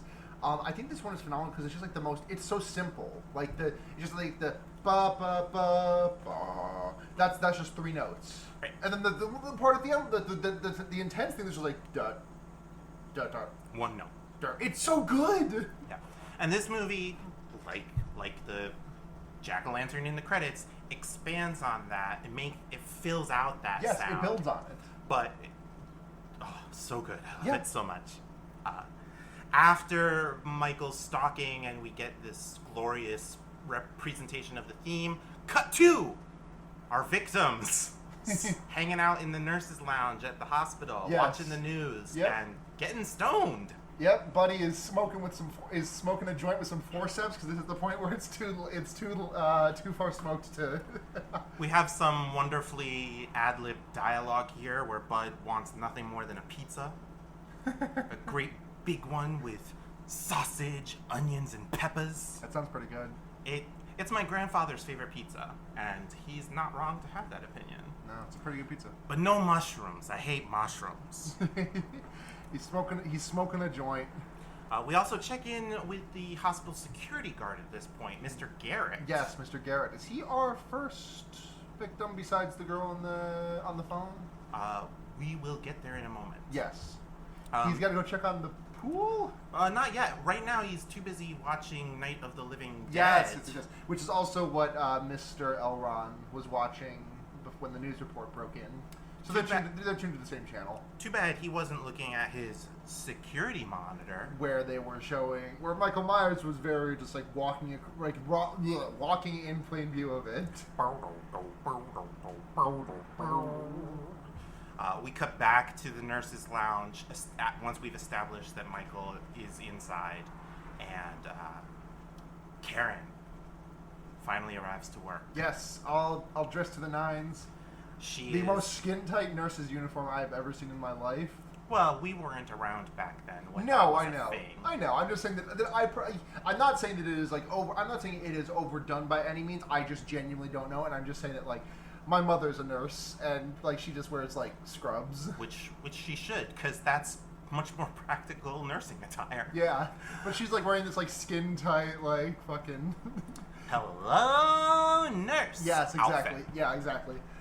And she Her and Bud are involved. Yes. Right. Did she talk to Bud before she talks to the lead nurse? Yeah, she checks in with her boyfriend before she checks in with her boss. Yeah, she's just like, hey, what's going on? He's like, 15 minutes. Fun tip for people who are new in the workforce: check in with your boss before you check in with your boyfriend, especially if you're already late to work. And especially if you work in the baby protection area. My God. Yes, so she is a maternity ward nurse. Like, I'm not saying that you should never check in with your boss first. I'm just saying that if you are the maternity ward nurse who's in charge of keeping the babies alive, you need to, like, above all else, like, if you're in, like, Yeah. especially like there's like no coverage because like there are 8 employees in this hospital and all of them are murdered by the end of this movie. It's Halloween. Yeah, Everybody has Halloween off. Everybody's entitled to one good scare. Oh my God. After Karen ducks out to go check in with her boss, We get a wonderful song from Bud. Amazing Grace. Please sit on my face. I need. Don't make me cry. I need your pie. Which is exactly on key and on like beat with Amazing Grace. Yep, it's filthy. It's yeah. Jimmy is not happy about it. Jimmy's pretty upset. I like one of my. It's one of my favorite things. I know we've already talked about it. I love the forceps joint. The like not forceps. It's like stitching scissors. It's like the scissors that have like the points on the end to like grab stitches. I love it so much. I like that is genuinely what I want for when I'm at the end of a joint. Yeah, Jimmy's not happy about it. He's all messed up because Laurie goes to school with his kid brother. Yeah. And not at all because he's kind of turned on by her. Which that's even more creepy. That I completely forgot that like Jimmy is like an adult. Well, he's one of those gray areas that like libertarians love to throw at people about. Yeah. Like, I don't want to talk about it. Yeah, point. Fair, But like in many states and especially in the 70s, this actually wasn't inappropriate. Right. Yeah. Is all I'll say about that. Yeah. We're back to Michael's POV, wandering the empty halls of the hospital. The baby mode. This is where we're introduced to the babies. Yes. Yes. Michael's standing, watching over them. Yes, and this is one of the shots that I didn't catch the first time because there was the argument between Karen and Dr. Mrs. Alves. Mrs. Alves. She's not a doctor, that's right. Head nurse. Between Karen and Mrs. Alves, where Karen is being admonished for being late, and like behind the glass, like in the baby tank, which there's the maternity ward, whatever I call it, the baby tank, That's just the fine. baby keeping zone. You just see Michael like pressed up against the wall, just like standing there like a Grand Theft Auto character in Idol. And there's no reason you should notice him. No, it's wonderful. He's completely out of focus. He's just a shape in the background. Kind of blends in with the background. It's so, and then when you do, and you jump. Yeah. Question: is this mask different from the first movie? It is, right? So that's a really good question, actually. This is the same mask. Really? It looks so different. So here's why. It is not the same mask as in they did the same technique and remade the original mask. Yeah, it's identical. It is the same prop. The same prop. Okay, So after the filming of Halloween, the mask went home with Deborah Hill. Huh. And was just kind of in a pile of stuff or in a box under her bed for those 3 years in between the making of Halloween. When they went to make Halloween 2, who has the mask? For whatever reason, they didn't think, well, we can just make a new one, grab another Shatner thing, and who has the mask? Deborah Hill went home, grabbed it out from under the bed. She was such a chain smoker, though, that 3 years under her bed aged the mask like 20. Oh my goodness! So it's the exact same prop, just with 3 years of like a pack-a-day cigarette build up on it. You think Dick Warlock was getting like some secondhand smoke? Oh, I'm sure that thing stank to high heaven. All the more reason we should be praising what Dick Warlock accomplishes in this movie. I gotta be honest, I don't like cigarettes. I kind of like the smell. That's fair. I don't think even people who like the smell of cigarettes like the smell of latex that's been bathed in Yeah. secondhand cigarette smoke for 3 years. I forgot about the latex element of it. Oh, it's gotta be so sweaty too. Yeah. He is not aerated properly in that janitor's uniform. Or the mechanic's uniform. After this wonderful scare with Michael in the background, Yep. we go back to Jamie Lee Curtis playing Laurie. I'm going to do that a bunch, and it only gets worse as the series goes on, which, like, again, we'll talk about later. Yeah. Jimmy is back in her room again, even though Mrs. Alves just told them to get the fuck out. Yep. And he is the one who I tells hate her... Jimmy so fucking much. You know, like, just because of who he is in this world with, I've never really hated him that much. But no, you're absolutely right, too. He Like, sucks. Yes. He immediately imprints on a woman and is just like, oh, she needs me, and she is not in a state where she can really say no to his advances. It's Jacob and the creepy CGI troll baby all over again. Oh, no, I shouldn't have said imprinted. Oh, no. Oh, that baby looks so bad. Jimmy is the one to tell Laurie that the boogeyman who has been chasing her all night is Michael Myers. Michael Myers of the Myers house. Michael Myers' house that her father, Mr. Strode Realty, is trying to sell. She knows the story thanks to Tommy in Halloween. Mm-hmm. And she knows that Michael Myers killed his sister and asks, but why me? Why me? And But that's the question with the first movie. Well, I don't think she says in the first movie, but it does feel like before Michael Myers is Laurie's brother. Like the question is very like, why me? It's like it's a very what's that movie with the bags on their head? The Strangers? Because you were home. Right. I mean, the answer in Halloween is super easy. It's because she is the first teenage girl that he saw when he got home. Yep. So that's why he latches on to her. The question, once you go into a sequel, becomes a little more complicated. Yeah. Why would he keep going after her? Right. When there's a whole world full of, like, people to murder. And that's why this subplot gets introduced. But before we get an answer, Mrs. Alves barges in again and kicks Jimmy out. So get the fuck out, Jimmy. Stop being horny. She has a line, men can't live with them, can't live without them, which I can. Yeah. I can live without them. I feel bad for Mrs. Alves here because There were a couple of men in my life that my life is made better by, but like as a whole. But could you live without them? I don't know. Blair does a lot of editing. That's fair. Thank you, Hi, Blair. The phones go out. Mrs. Alves tells Laurie, she's been trying to reach her parents, but they can't get through to them. Like I said before, they are supposedly at the same party that Dr. Mixter was just at. But she can't get through to them. So I kind of forget that Laurie has parents. Yeah, we see her father very briefly in Halloween '78.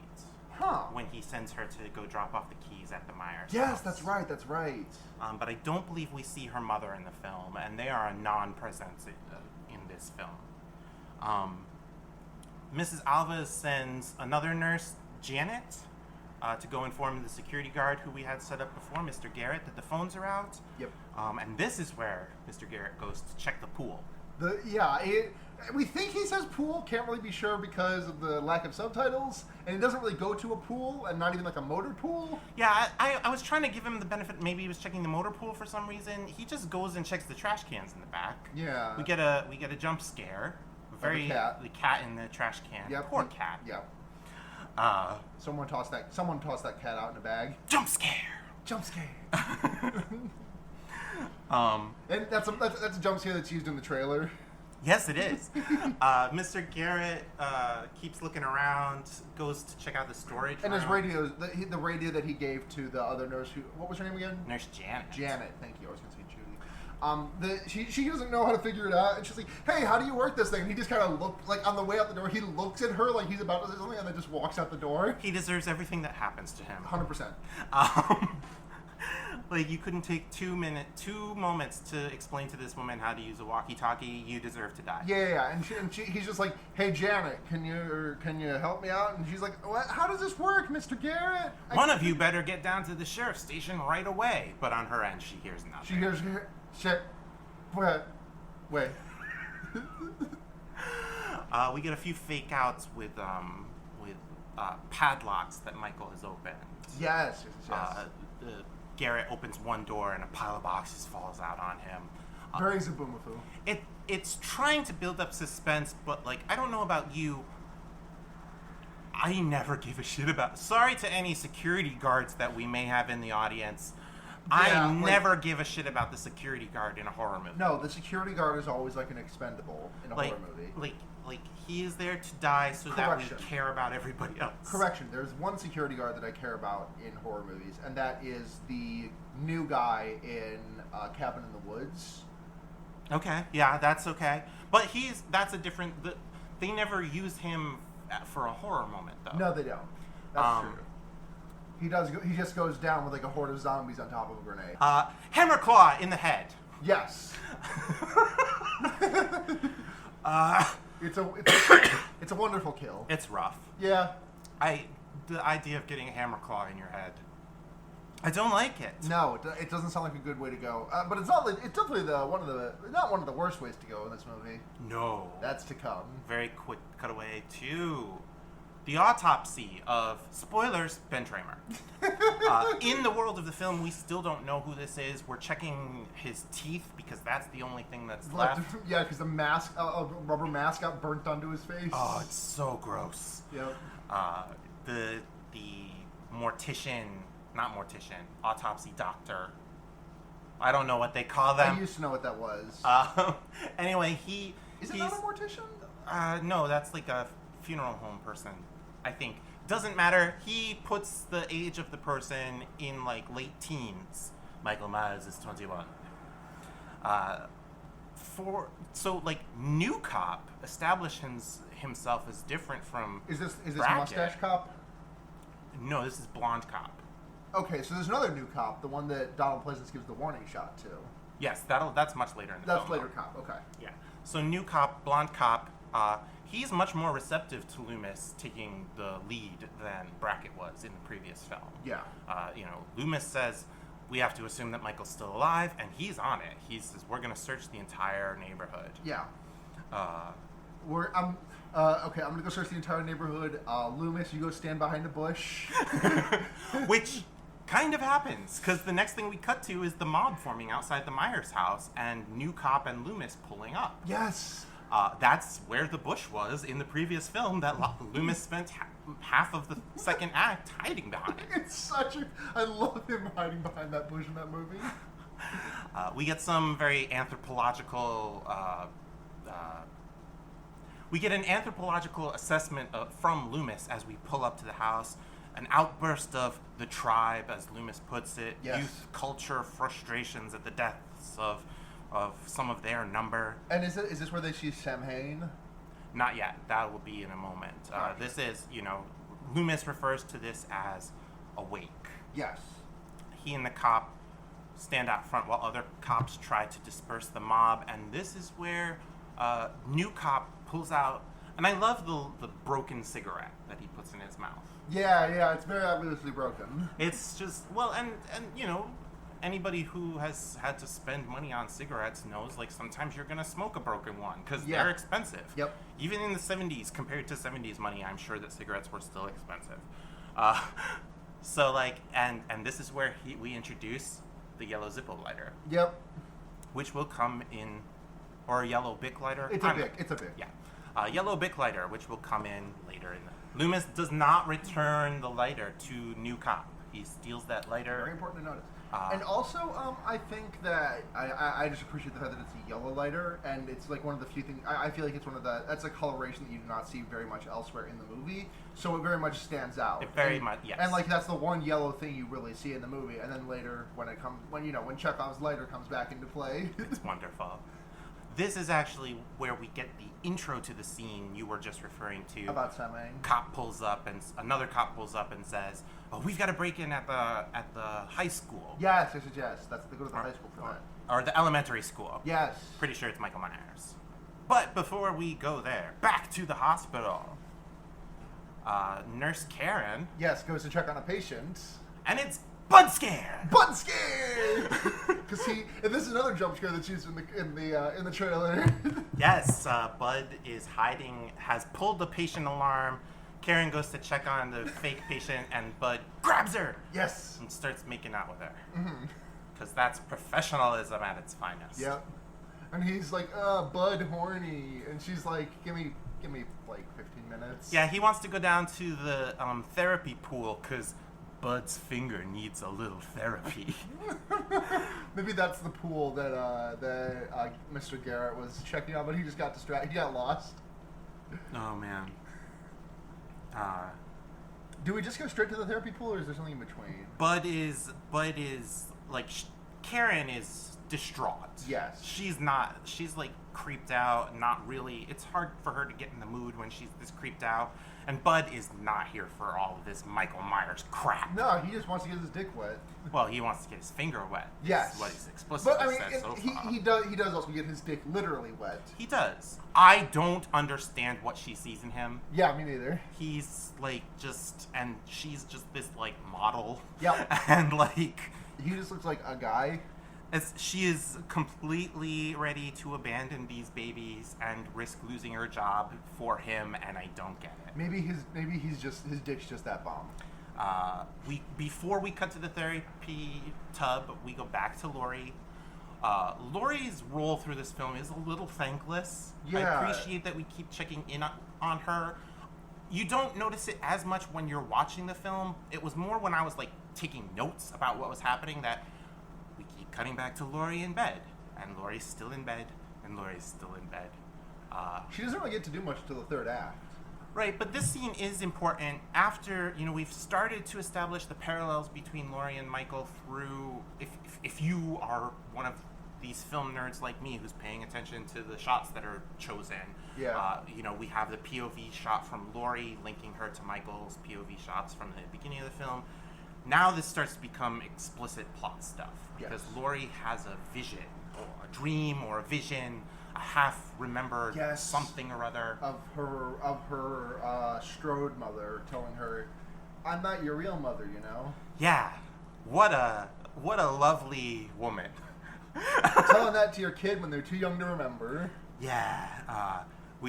And it's very, I like the very, like, late 70s artsy thing going on. Yeah. Gauzy dream imagery, blood dripping It's very, onto a it's black like ground. the lighting is very like blown out because she has like a memory of like interacting with her birth mother, I think. Like she Yes. she walked into a room where like her birth mother's like sitting in a chair facing out the window or something. And then, she also sees Michael. Yeah. And we get the light coming in through these gauzy curtains blowing everywhere.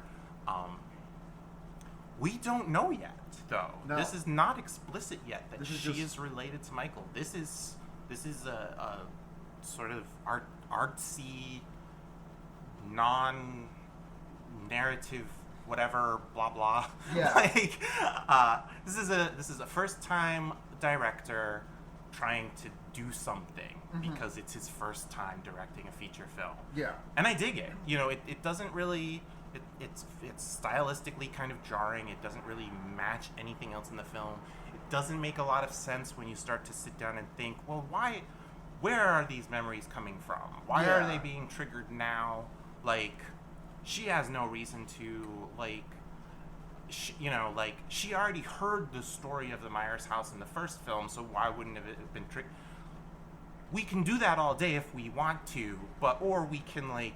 Trauma resurfaces other past traumas. Exactly. Like, I don't actually, in the moment watching the film, I don't have any issue with this. No, me neither. And I appreciate the attempt to do something a little artistic and a little different. Yeah. And the blood, that will pay off. Back to the therapy tub, though. Yes.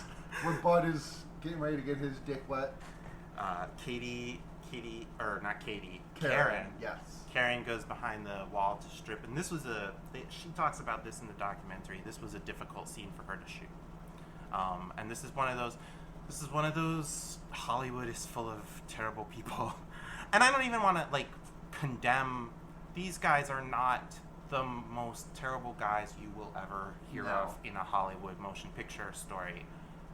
I still think it's unfair for like a director and an actor to like try to pressure a woman into performing a scene naked that she thought it was going to be a topless scene, and instead it wound up being like, for whatever reason they said that she needed her to go fully nude. I think they did end up compromising, and she's wearing like flesh-colored bikinis during the scene, and but like, yeah, just very uncomfortable for her. She has to get in the tub and pretend that like she's into this other guy while she's working. Yeah. Michael shows up here, and this is where Michael starts to get a bit more inventive with his kills. Yeah, because how does he get? Well, so first off, he turns the heat way up. Yes, he turns. And Janet's like, "This is too fucking hot," and Bud is just like, "Come on." She's like, "It's hot in here," and he's like, "But it's cold up there." Eventually, she gets him to go get up and check what's going on. He does a real lazy job of it, and we cut back to her while again the shape moves out of focus through the background, and this is how Bud's entire death sequence is captured. Yep, it was. Yeah, like, this is me being a film nut and like watching this movie like 4 times in 1 week while it's the hottest week of New York State's summer. Yep. It sort of reminds me of a moment from The Thing, where their two shapes become one in the background. Yes. In Bud's death. There are a few moments in this film actually that remind me of The Thing, oddly enough. We forgot to mention it during the cold open of the film. Uh-huh. But there's a shot that's newly inserted in this film where Loomis looks where Michael was laying, and there's a silhouette of his body imprinted in the grass. Yeah. That shot always looks like the poster to The Thing to me. Huh, yeah, I can see that now that you, like with then where the silhouette is just like being like blasted. It's like this. Yeah, that shot always looks like the poster to The Thing. I have to remind myself it's not a reference to that because The Thing came out after this movie. This is obviously me thinking about it too much, but there's this just wonderful imagery of those two bodies struggling against each other, becoming one, and then Bud's death dropping him to the floor. Karen decides she's had enough waiting for Bud fucking around with the thermostat. She gets out of the tub. She thinks maybe, just maybe, I should work while I'm at work. And she starts like doing her hair up, right? It's tragic that she has this thought so late. Yeah. Because Michael comes in behind her. I mean, death flashes before her eyes, and she sees, "Damn, I didn't do like any work." Right. She didn't know why. She was the first person in history to have that regret. She her life flashed before her eyes, but she didn't know why because she didn't realize that Michael Myers was about to kill her. That was like the universe just like boom, and she's like, "Oh shit, I need to do more work. Hold on, let's get out of this bath." Michael has this fascinating moment where he places his hand on her shoulder. Yeah. And it's a lot like the moment where he dresses up like the ghost in the first Halloween. Yeah, very much because Karen is still like carrying on a conversation with him. And one of the things I love about these first 2 Halloween films especially is just you can spend all day piecing Michael's character together. Yes. I understand that the point of the character is that there is no character. Yeah. That's Carpenter's whole goal with right. There is no character there. But given that, in that absence, we the audience want to imprint upon. It's the same like Scott McCloud understanding comics idea. This is why we imprint on like smiley faces because they're the abstraction of personality. Yeah. Michael is the complete abstraction of of all of these ideas, and but there is something. There is, in there. absolutely. And so he has this moment where his hand is on her shoulder, and she is convinced that that's Bud. Apparently, Bud and Michael have very similarly hairy knuckles. Yes. So a thing on that is, I think that I'm drawing a similarity in my mind between. I'm drawing a similarity in my head right now between Michael Myers and the Doom Slayer, the Doom guy. From the video game Doom? Yes. Specifically his portrayal in, because I never really played much of the original Dooms, but his portrayal in Doom 2016, where it's a bit more built on than it is in the original. Like there's very much a defined and they're obviously opposite sides of like motivation spectrum, because I think the Doom guy is like good to neutral. He is very much just, but like there are little moments of a character that slipped through in what is originally intended to be just like a faceless, nameless kind of thing. Like there's like there's like these little they're basically they're like little Funko Pops of Doom figurines, the little Doom guys placed around the levels you can collect. And whenever he picks one of them up, he'll like look at it and like he'll like move one of the arms, like give it a little fist bump, or like he'll like look at the back of it. It's just like these little moments of humanity that like help give you like footholds for you to put into to build a character like dissection off of. And what Doom 2016 is a phenomenal game, and you should. I think that's our recommendation this week. But I do recommend that video game a lot. I've been replaying it on my computer, and it's fucking phenomenal. And what's great about here is it just with the Doom character that gives, Doom guy, that please. gives you. I'm sorry, Mr. Doom guy. Yes, sir. That gives you little things to latch onto in a personable way, because Yes. you are embodying this character while he goes through the world and murders monsters. Here, those little snippets you get just throw you off. Yeah. Because they're in the middle of this humanity-less void. Yes. This shape. The fact that you can find anything to relate to in this creature is terrifying. Yeah. And then she pops his finger in her mouth. Yeah. Every time I watch this. Like, I watched this movie on, what was it? It was Monday, I think, that we watched this, and then I watched it again last night, and I had blissfully forgotten about it. And again, until just now, I had forgotten about it until you said it because you wrote it down. Michael Myers has never washed his hands Not in his life. You are dealing with 21 years of finger crud. Oh. She asks him if he wants to go get breakfast later, and she's like so sweet with him, and it's just The thing is that Michael Myers' reaction is about the exact same as Bud's would be. It really is. Bud is such an asshole. I can totally see him giving her the silent treatment here. Yeah. Which is why she assumes it's Bud. He probably has done that to her before. Yeah. She probably thinks that he's a little bit put off because she made him like get out of the tub with a shrinky dinky. Yep. And she even as he's silently standing behind her, she even says, "Bud, don't be that way," and turns and is cut off. Yep. Because it is not Bud. Nope. It is Michael Myers. And this entire time the water has been heating up because Bud never got to turn it off from being cranked up to maximum. So like it's approaching like extremely dangerous levels, and he just like dunks her face in. He grabs her by the back of the head. By the bun that she had just finished tying. And in her face goes. It's a handle. Into the scalding water. Have you seen I Think You Should Leave by any chance? It's a very good Netflix sketch comedy. There's one sketch where just like the entire pitch is just like there is like a knob on someone's shirt where they can just like pull it out. She's got one of those. It's a very funny show. This is the most brutal thing we've seen in a Halloween movie. Yep. And I know this is only the second Halloween movie, but it's still far more brutal than like the most brutal thing up until this point had been probably Bob's like impalement on the wall. Probably.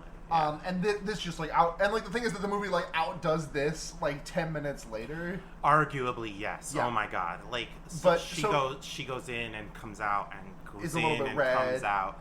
Her skin peels away from her face. It is And it's a interesting maybe testament isn't the right word, but it kind of gets to what I'm going at, which is that like in addition to that happening to her face, this is also happening to Michael Myers' hand.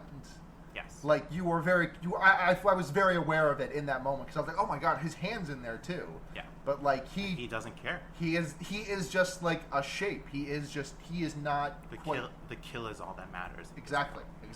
It's so brutal, and it is also wonderful. Wunderbar.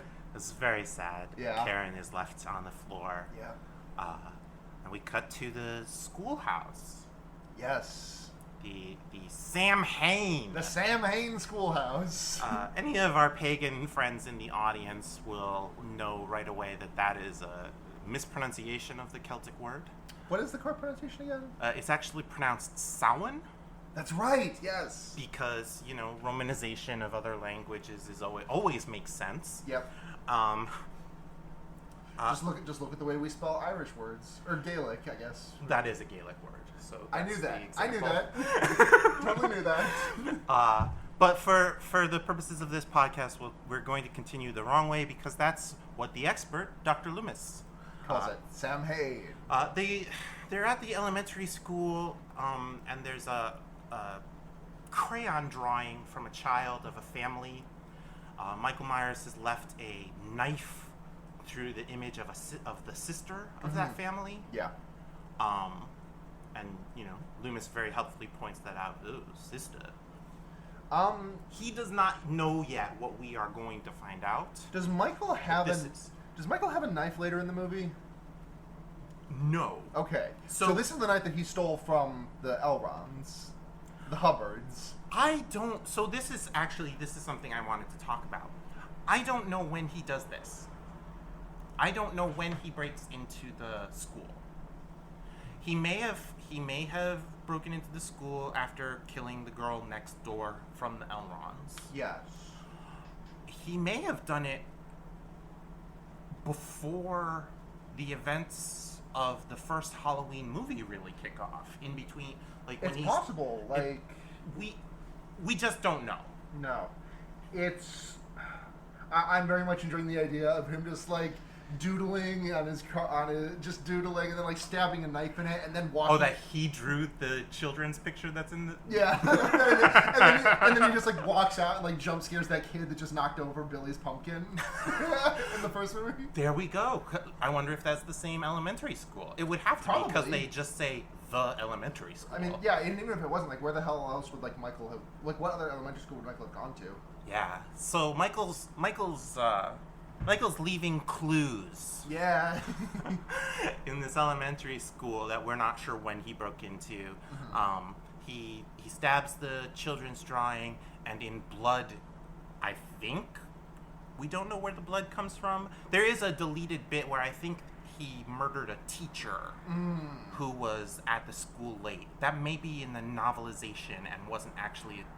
That might be a novelization thing where they're trying to fill in the gaps. I just know that from the ether, and maybe someone who's more of a Halloween pro can fill me in where that comes from. The idea of someone being more of a Halloween pro than you is... They're out there.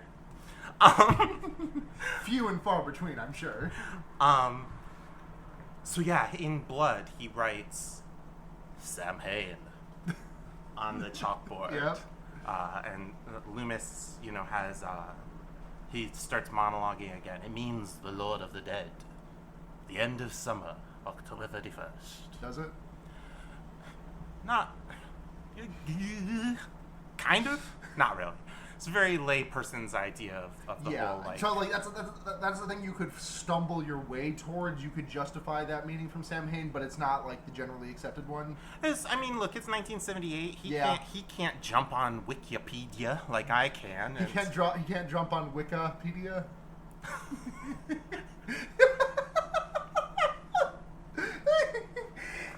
Thank you. I will take my leave from this podcast. This entire thing is going to lead up to that joke. Goodbye, character. This is your show now. It's like the Santa Claus. Aww.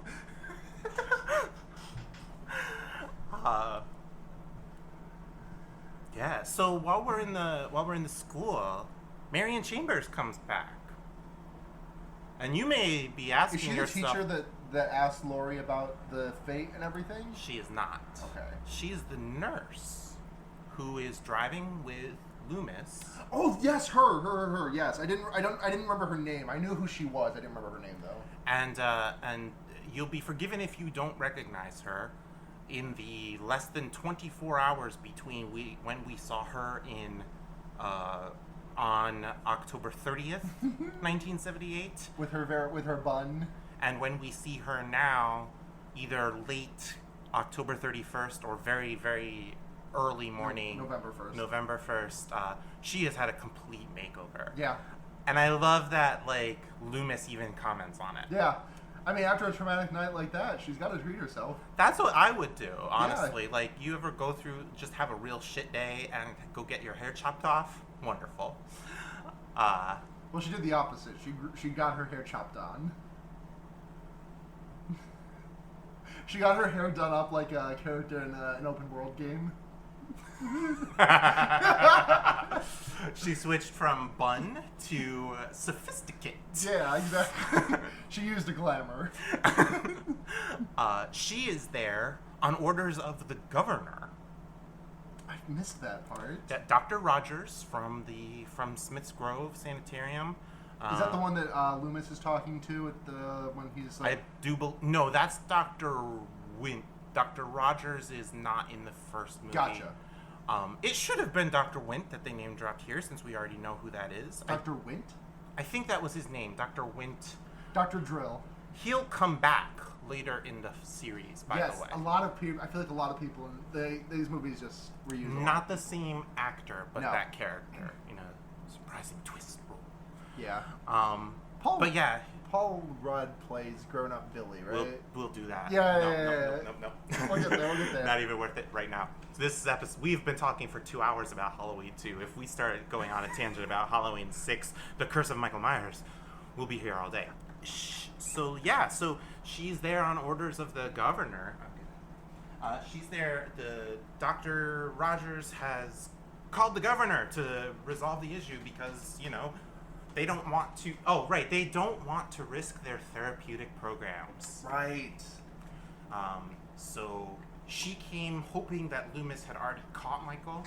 And was just gonna just toss him back in the van. Let's get him back to the sanitarium. And this is where, as you referred to him before, Mustache Cop shows up. Mustache Cop, yes. He's the state marshal that the governor sent with Marianne to collect Loomis. Yes. Off they go into the wild blue yonder.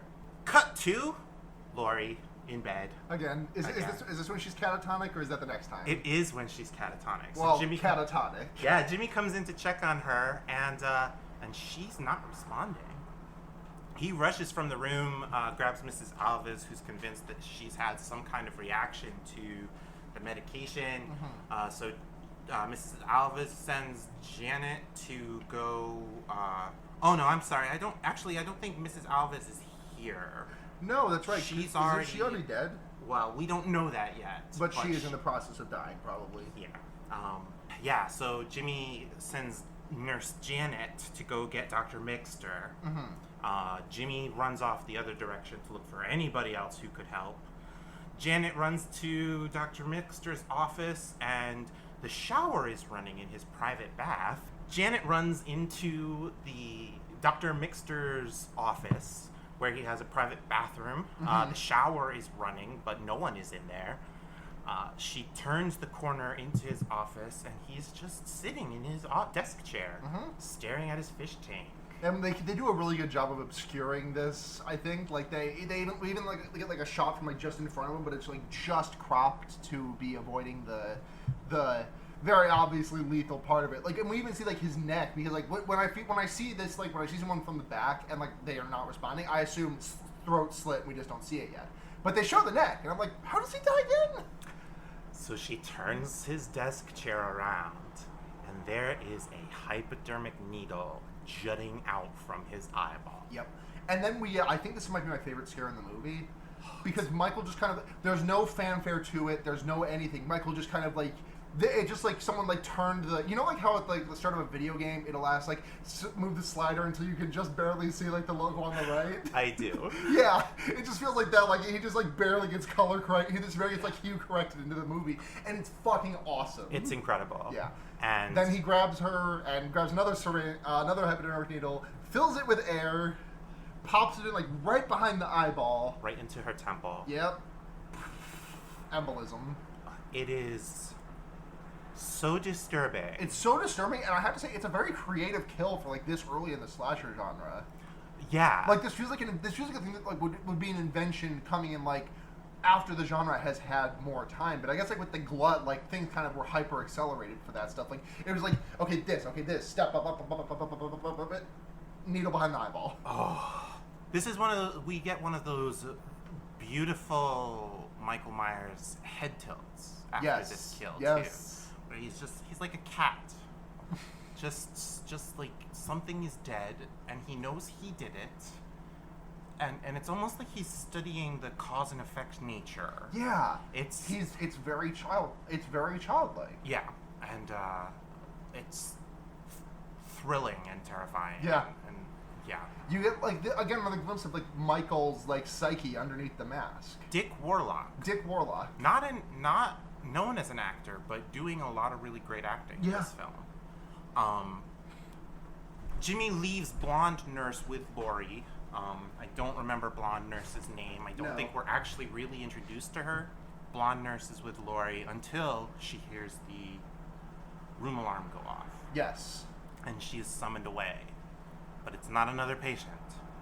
It's Michael Myers. Michael Myers. Michael Myers has a ruse on his part, and again, like we're seeing sort of the evolution of his murder. Yeah. He does some trickery. He does. He lures blonde nurse away so he can head into Laurie's room. Yeah. I mean, Michael's definitely always been about presentation, even from the first movie. Like the way, like the fucking like homo, like not like the fucking like revealing of corpses that he does in in one. Yeah, it's the kid who brings home the like squirrel he killed and just hangs it up in his bedroom. Oh, this is a note. I'm sorry. I'm just like trying to get caught back up with myself. This is a note that I meant to say earlier. Receptive partners, avoid hot tub sex. Yeah. Like, do what thou wilt, but ultimately, like, just know, like, that's a real quick way to get a UTI if you are, like, having vaginal sex. It's a real quick way to, like rub yourself completely, brutally raw if you're having anal sex. Like, just, this has now become the Fear-Baiting Sex Advice podcast. That's the fear baiting. Ooh. You can't see the it. audience just loved that one. You can't see it, but I did just do a jerk off motion. Oh my gosh. I need to explain that because to verbally it just sounded like I said it's fear baiting, and you said oh. Oh, that's right. You can't see us. I could be doing anything at Hold all. on. It's fear baiting. Oh no. Wait, hold on. It's fear baiting. Oh my gosh.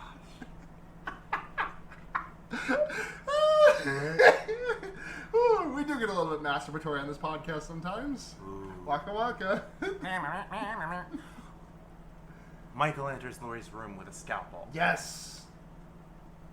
This is Raises it. Brings it down. Stab. Stab. Stab. But it's a trick. It's pillows. It's the old Hobbit trick.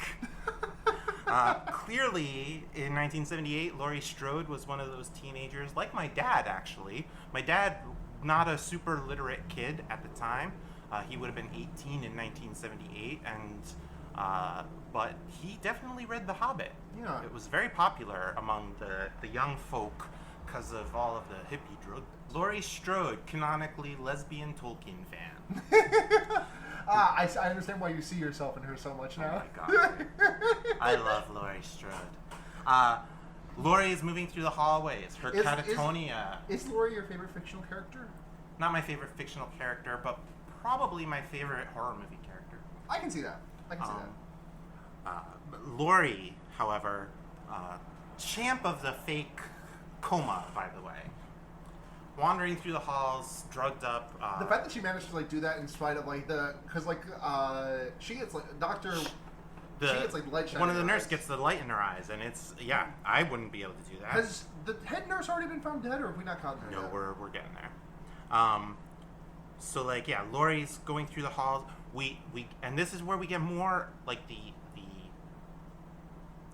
cinematographic mirroring Yes. between Laurie and Michael really starts to ramp up throughout this sequence. We see Laurie come through the security feed Yeah. the same way we saw Michael earlier. Another We interesting parallel for that is that I feel like Laurie is like mostly nonverbal for this movie. Yes. And whereas Michael is obviously like completely nonverbal. Like Laurie has very little to say in this movie. Yeah. We also get bits of her POV as she's Yes. moving through the hallway Yep. here, with the edges of the frame all drugged and blurred. Mhm. Finally, she finds a room that she feels safe to lock herself in. Yep. She grabs the phone and curls up into a little ball by the door, and I love her so much. Yeah. She's so wonderful. We go back to Loomis, still with new cop. Yep. Or no, not. No, he's the mustache cop now. This is no. Actually, he's this. So, we last left Loomis walking out the door to meet Mustache Cop. Yes. When we cut back, we're just outside the door. It is what took place immediately after, but we have had several sequences. Right. This is jumping back in time a little bit. A little bit, yeah. This is not parallel storytelling. Yeah, so like blonde cop says goodbye to Loomis. He's like, don't worry, we'll find him. And Loomis is like, well, where will you look? I don't know. Neither do I. And he goes off with the marshal and with Marianne Chambers. Can I say your Loomis is impeccable? I just want to,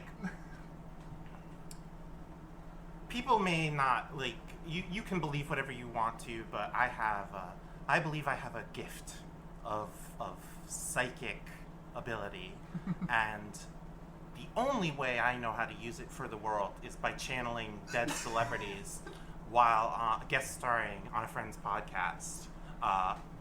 So this time you're channeling Donald Pleasance. Absolutely. Yeah. Maybe I'm channeling Loomis himself. It's a large multiverse out It there. is, Who yeah. knows? An alternate universe where the character is Donald Pleasance and the actor is Sam Loomis. Oh God. Blonde nurse is still looking for Mr. Garrett now, and in the process misses the fact that Michael Myers is right there on the security feed that we just saw Laurie on. More of that mirroring. Yep. She opens a room looking for Mr. Garrett and jump scare. Jump scare. That got me for a second. I zoned out for like 5 seconds, and then characters move. Jimmy is behind her. Yes. Still looking for Mrs. Alves. Not doing a very good job. No. Especially because by this point she's just kind of chilling in one place. He did save her life unintentionally, though. Because you remember who's in that room? Michael Myers? Of course it's Michael. Michael Myers is in silhouette. Yes. Behind the curtain. Beautiful work. I didn't catch that. It's great. I just love it so much. I'll have to watch it again. So we follow Jimmy down the halls, and this is when we find Mrs. Alves. Yes. In the minor surgery room. And why don't you tell our friends? She has had a blood drawing needle hooked up to her, the thing they do to get multiple vials of blood out of you. An IV tube. Yes, an IV tube, and just not connected to anything, so just kind of let free to drain. Yeah, she's strapped to surgery table. Yes, she's strapped in. Nothing but the spotlight shining down on her. Gorgeous, very Pieta-esque composition here of this head nurse just Dead. And yeah, Jimmy finds the IV tube coming out of her arm. The drips of blood that punctuated Laurie's vision earlier have now been explained as the method of death for Mrs. Alves. And this is another one of those moments, beautiful moment in movie. Yes. captures an emotion that you want. You feel mournful for the head nurse who's had a thankless job trying to wrangle all these white people. The only one doing honest work in the building. She looks like I said, absolutely beautiful, like a old oil painting. Yep. Doesn't when you try to CinemaSins the damn thing? When did Michael learn how to do an IV plug? Blah blah blah blah blah blah. The same time he learned how to drive. God damn it! Like he's the boogeyman. He can do these things because it's kill time. Yes. And that's what he's good at, is kill. Yep.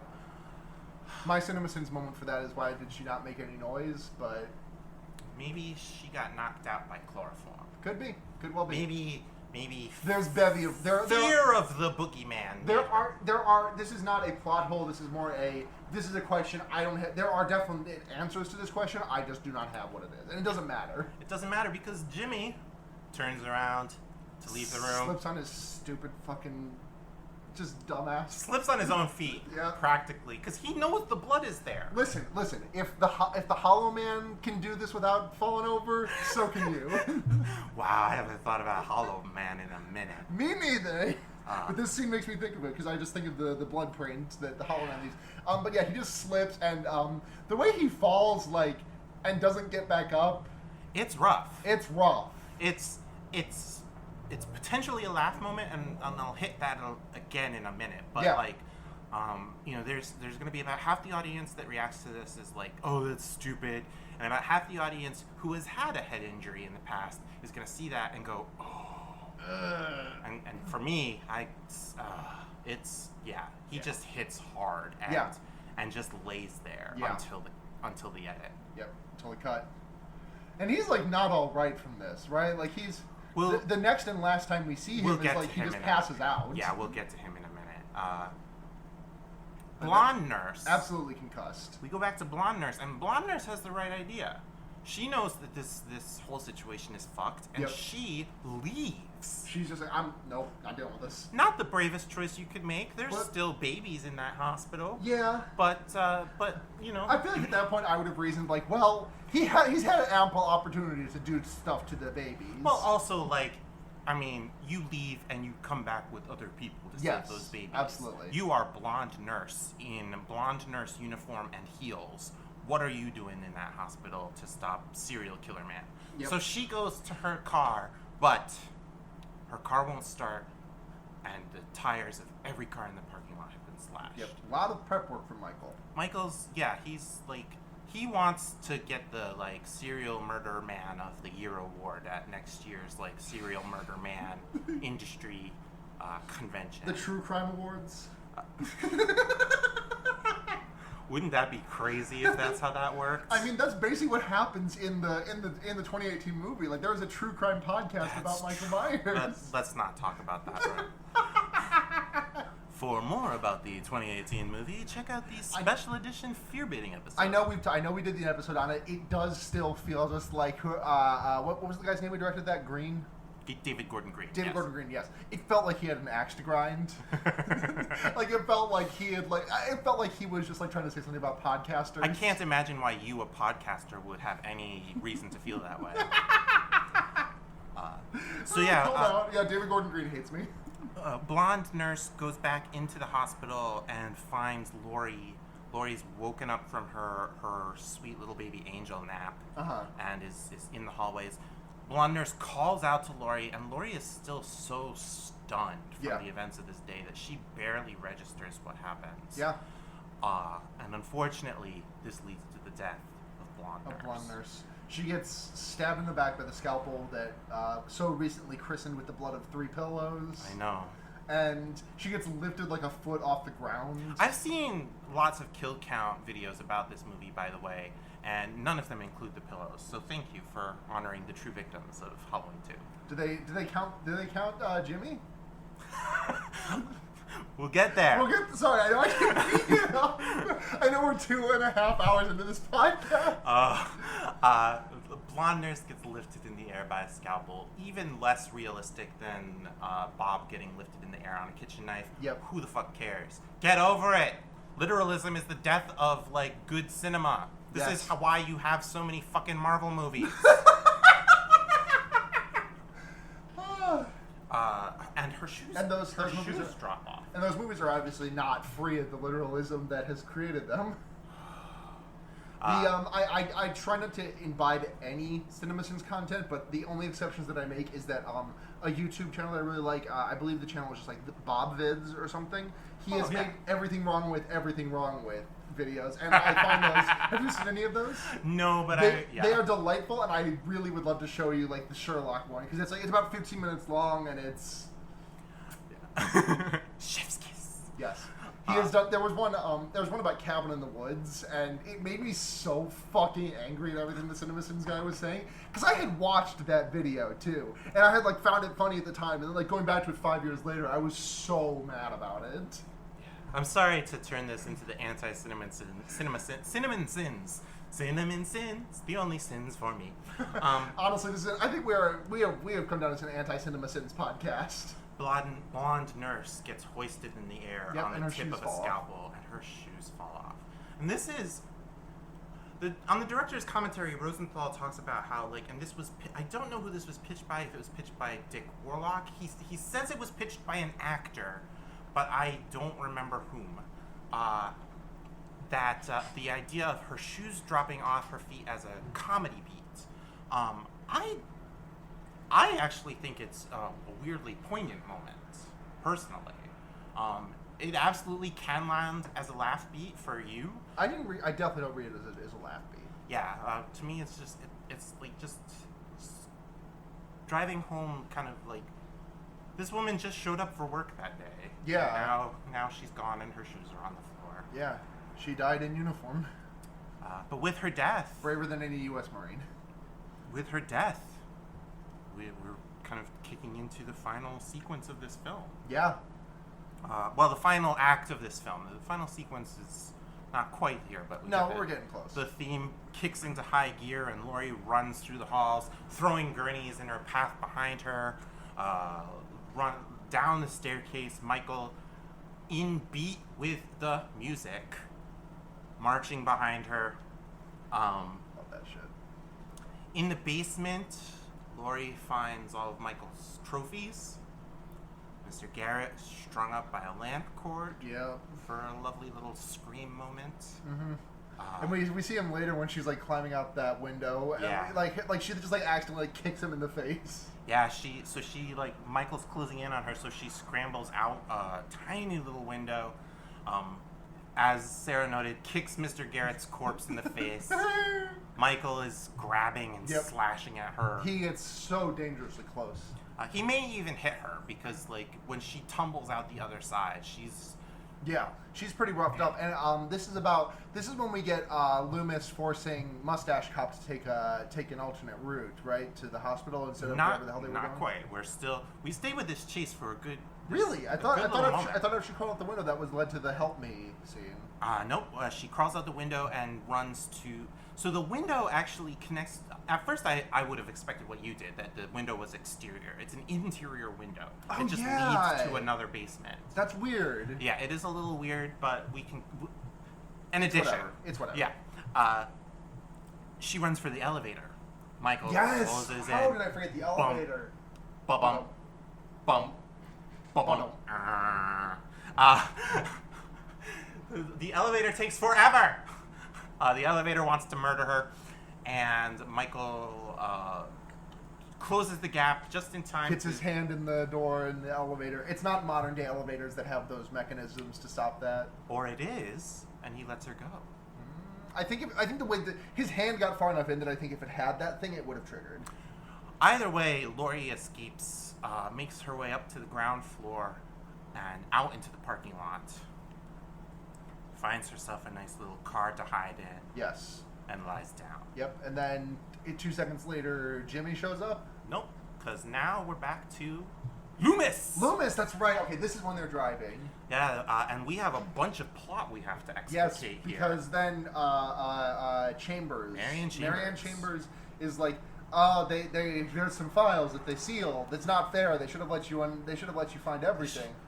Loomis isn't really paying attention to her. He's still babbling about Michael's eyes, the darkest, the blackest eyes. I spent 8 years trying to reach him and another 7 trying to keep him locked away because what I realized was, Doctor, you're not listening to me. Because she reveals that there is. Well, you go ahead. He does monologue for quite a bit here. This is where we get the setup for what the Halloween series, from John Carpenter's point of view, was meant to be. Mm-hmm. Because here we get the setup for Sam Hain. We had a little teaser of it earlier in the night, and here Loomis starts going off about Sam Hain and blood sacrifice, burning people alive, and it's not the demon that we fear, it's the darkness of the unconscious mind. Dr. Loomis, listen to me! Marianne Chambers is very patient with him, but she has had enough. Yep. And she tells him that there was a file that was sealed by a judge order. But now that the governor's gotten involved in this case, he's ordered it opened, and they're related. Michael Myers has a sister. A second sister. That Strode girl. She's Michael Myers' sister. Bum, bum, bum. And I actually went back and checked. This is how Loomis gets the second gun. A second gun becomes important in the third act of this film. Yes, it does. And I kept missing where he got it, but this is where he gets it. When Loomis hears that Laurie Strode is Michael's sister, he knows exactly where Michael's going to go. Yep. Where did they take her? To the clinic! Loomis pulls his gun on the marshal. Because the marshal's like, I gotta go. Where do they have to go? They're taking him back to Smith's Grove. They've got orders from the governor. Yes. And he's like, I can't do that. I take you to Smith Grove. He pulls out the gun, and the cop is still resisting. You're don't. What is it you fellas usually do? Fire a warning shot, right? Blasts out the fucking window, destroys this man's right eardrum. Smash cut to U-turn. That is a great comedy. It is. That just makes me howl. I love it. It's so funny. We go back to Laurie hiding in the car, and this is where Jimmy finds him. Jimmy, by whatever happenstance, maybe she's hiding in his car. Yeah. I don't think she would have any way of knowing that. No, I think if that's the case, that's just a habit. That's just. But by the same cosmic forces that brought Laurie and Michael together in the first place, Jimmy finds the car that Laurie is hiding in, sits down in the seat, and the effects of his concussion are terrifyingly real. Yeah. You don't see head injuries treated with this kind of seriousness in film a lot, but he is out of it. Yeah, he's like, we're gonna get out of here. His head flops forward, hitting the horn. Yep. Which alerts Michael to where they are. Uh-huh. And so Laurie panics and yanks his head back, and his head just flops backward over the seat. What do you think his fate is after this? It's hard to call. He doesn't show up at the end. He doesn't. There is an alternate cut of this film. The extended television edit of the film, he does show up at the end. Okay. There's one final jump scare. You think it's going to be Michael, but it turns out it's Jimmy. My gut says that he is. If he gets found hopefully Laurie mentions this to someone. I think if he gets taken care of soon. My take is Jimmy's dead. Yeah. I don't think Jimmy made it out of that car. I think by the time anybody gets there, and this is spoilers for, but we've been talking for 2.5 hours. Yeah. But by the time anybody gets there, it's past dawn. It's long shot to survive. And especially 1978 medical technology, I don't think. Poor Jimmy made it out of there. Rip in peace, Jimmy. Rip in peace. Then one moment he's alive, and the next he's just gone. And again, this is another one of those moments that I can see it being for like 35 to 50% of the audience, I can see it being a laugh moment, you know? Yeah. It's so rare that we are left with just the uncomfortable banality of death. But that's what happens here. Laurie drops out of the car, hits that pavement hard. Good on Jamie Lee for doing that stunt herself, by the way. That's even that small little space is not comfortable to land on pavement from. And I love this. I love this sequence here. She tries to scream. Yeah. It's I finally got what that scene in Scream is referencing. Oh, right. Yes. Yeah, I can't. Coming to all of these movies after Scream. It's interesting. I kind of did the same thing because Scream was another one of those movies that was on cable TV a lot. Yeah, like it's very. So Cabin in the Woods sort of backdoored me into horror movie a lot. Cabin in the Woods, like I understood enough about the genre to understand what Cabin in the Woods was kind of about. Like I've definitely gained more and more of it each time I've watched it with more horror movies under my belt. But like that was one of the first horror movies that I watched, and that was like one of the first things that I would be interested in horror movies, because that's very obviously a horror movie about horror movies. And what I like about this moment too is it works both on sort of like the literal, realistic situation that's going on. You know, she is in shock. She's been drugged. She's been blah blah blah blah blah blah blah. Like the human body will fail you when you most need it not to. Yep. It also, though, on the non-literal viewing of the film, it's very nightmarish. Yeah. It's that moment when you are dreaming and you try to scream for help and no sound comes out because that's the way the human body works. Like you don't speak while you are usually you don't speak while you're asleep, because otherwise you would wake up the rest of the people that you were sleeping in a cave with in ancient times, prehistoric cave times, and they would kill you because they have to get up early to like go murder a saber-toothed cat. So yeah, Loomis, the marshal, Marion Chambers, they all pull up, go into the hospital. Laurie screams, "Help me!" Yeah. But too late. And then Michael, boom, bottom. Michael, bathed in red light, coming across the parking lot toward her. She runs, and it's clearly taking everything she has to run. And she's just like pounding on the door. And they like barely get her inside in time, because the mustache cop like barely hears her and turns around to go get her, I think. Yeah, he's right there. They get her, they pull her inside, shut the door behind her, retreat down the hall. Laurie hides behind Loomis. Loomis readies his gun. Michael comes straight through the glass door. It's great. It is just wonderful. Michael busting through. And Loomis shoots him 5 times. 5 times! Because he fired the warning shot. Exactly, yes. Unlike the Dolly work, or Foley work at the beginning of the film, this time we do have an accurate count of how many bullets goes into Loomis's gun. He shoots him 5 times, and Michael is down. Or is he?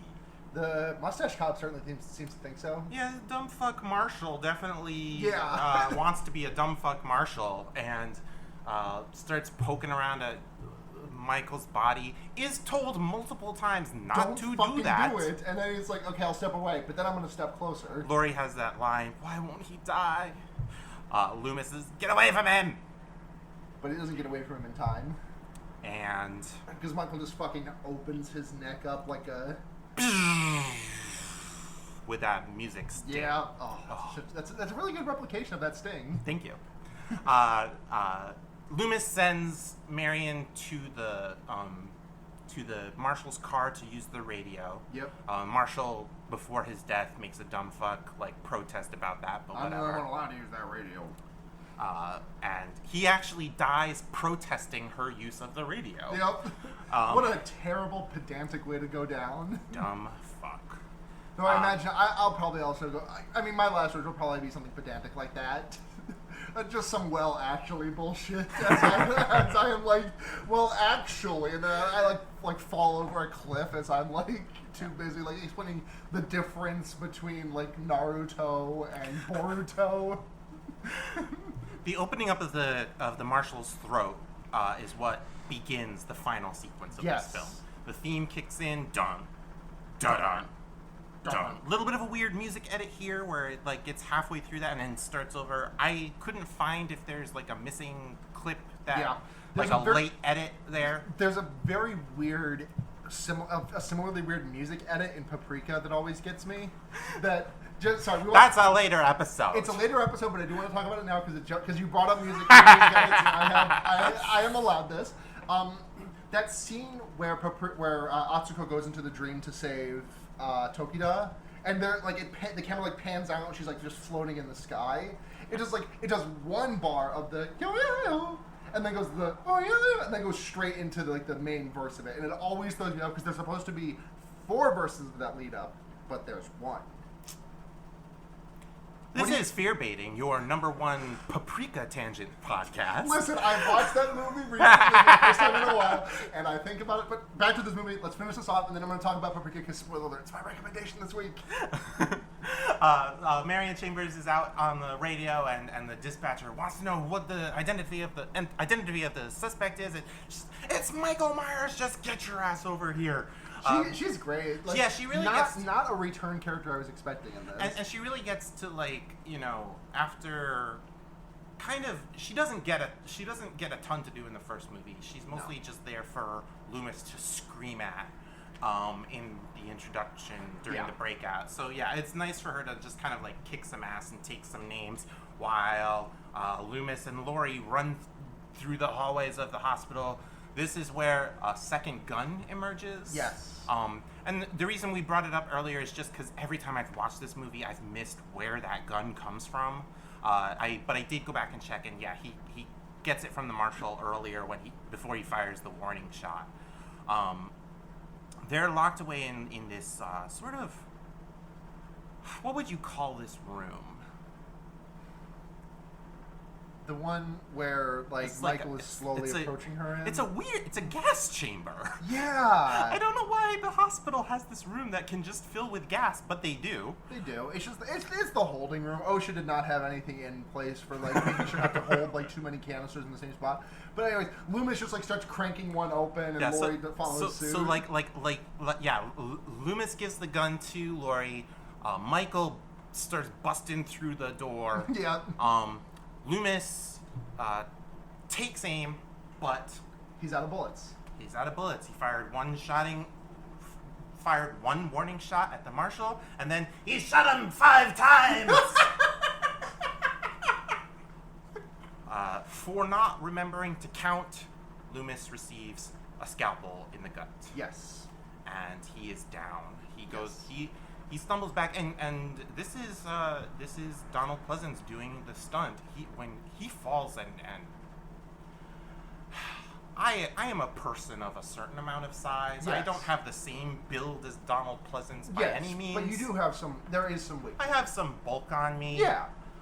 When you are a person of some size and you tumble backwards, that hurts. I just and this man's already twice my age. Yeah. Yeah. To be fair, you are taller than Dr. Loomis. I am. You have more distance to fall. I do, but I'm just saying, you sympathize. He falls. It is not just Dr. Loomis making the fall. It is also veteran actor Donald Pleasance making the fall. There's no pad to catch him, and good job. Yeah, good job, Johnny. There, buddy. Michael closes in to kill the fallen Loomis, and Laurie cries out, "No, Michael!" Michael. And this is another one of those great, Michael just looks at her. Head tilt. A little bit of a head tilt. Like a cat, you just called its name. Yeah. That's the face that Charles makes whenever I say his name. I hope he's not staring at me with the same murderous intent that Michael is. You know he is. He's a cat. Yeah, he is. Michael, there's a moment where you wonder, could she get through to him even? Yeah. Like, there's that just tiny glimmer of humanity in that, like, blank stare. And then the march resumes. And he continues toward her. She raises her weapon, says, "Michael, don't!" But he won't stop. And she fires. Yep. Twice. Blasts him right in the eyes. Yes. Fucking crack aim from Miss Strode here. I know. This is a Myers family, like, this is something in their DNA that Michael was in a institution for his entire life and yet can drive excellently. Oh, yeah. Just the day he has access to a car. Lori, like her brother, supernaturally talented, never touched a gun before in her life, and yet, yes, one bullet through each eye hole. I like that they build on that in 2018 Halloween. No. But they're not building on it because Halloween 2 is. I thought Don't get me started. I genuinely forgot they scraped. I remember they scraped most of the sequels. I did not realize they scraped all of the sequels. Yeah, even Halloween 2, which. That's wild. Yeah. That's fucking wild. Anyway, and this is the beautiful shot. It ends up. It's on the cover of the Blu-ray set that I have. Yeah. Of Michael crying tears of blood. Yes. And then he just starts fucking swinging. I love it. He reaches his hand up and the blood pours down his face. And then, yeah, you just have that moment of sympathy, and then it's over. He is just like swinging his scalpel around, hoping to hit anything. And I have to like applaud the sound design people. Yeah, this great. is not a realistic sound at all. But it's great. It is just like the whooshing sound of his knife cutting through the air dominates the soundtrack here. Yeah. And and he's moving like a injured animal, getting closer and closer to Lori. And this is when Loomis staggers to his feet and realizes that they are in the gas room, which every hospital has. The room for gas. Honestly, I'm being snarky, but this actually might be a thing in a hospital that I just don't know about. But I imagine there's some law from OSHA nowadays that's like that prohibits the containment of them exactly like this. I mean, I would want them locked down at least, because he just starts turning dials and knobs. Michael hears him get up and starts swinging the other direction, and Lori takes advantage of this moment. They just both play, what's the baseball thing where you're like stuck between two basemen and you're the runner? Keep away? I was just thinking of Marco Polo more, almost. Oh no! To me, it very much feels like the baseball drill you do, where you got three players, two fielders, and one runner trying to just like get past one of them without the ball in the hands. Our noble host says all this as if I know anything about baseball. I think it's like in a pickle or something. I don't really remember. But anyways, they just like play that with him for a little bit. And so they're filling the room with ether, with oxygen. All kinds of flammable gases. Once the room reaches the appropriate level of concentration, Loomis. Do you remember what Loomis says to Lori here? I don't. The line, as written, I believe, is "Get out now." However, what Loomis actually says to Lori is "Get now." Get now. Because this is the return of the lighter. Yes. Lori scrambles from the room. Loomis lifts the yellow Bic lighter and says, "It's time, Michael." There's so much fire. Yes. It's magical. The burn went bigger than they thought it was going to. Absolutely. Absolutely just Lori is in the foreground of the shot, and the back of the end of the hallway is just engulfed in an inferno. Yes, and there are just plumes of flame coming out of the fire, and one of those plumes is carrying Mr. Michael Myers himself. Yeah, Lori stands there watching the flames for a long moment, and then the theme returns. Yeah. And one of those flames is Michael Myers himself. Dick Warlock just ablaze Like just the fucking like pillars of flame that are coming from him. This whole thing, and again, this is me being like super film minor nerd. And whatever. also, I don't know if we discussed it, but like Man on Fire stunts are like that's your favorite thing. We'll get there in a moment, but before I indulge my base love of A Man on Fire, and I hope for all of you out there, just all of you ASMR freaks out there, just enjoy the low area my voice gets when I talk about Men on Fire.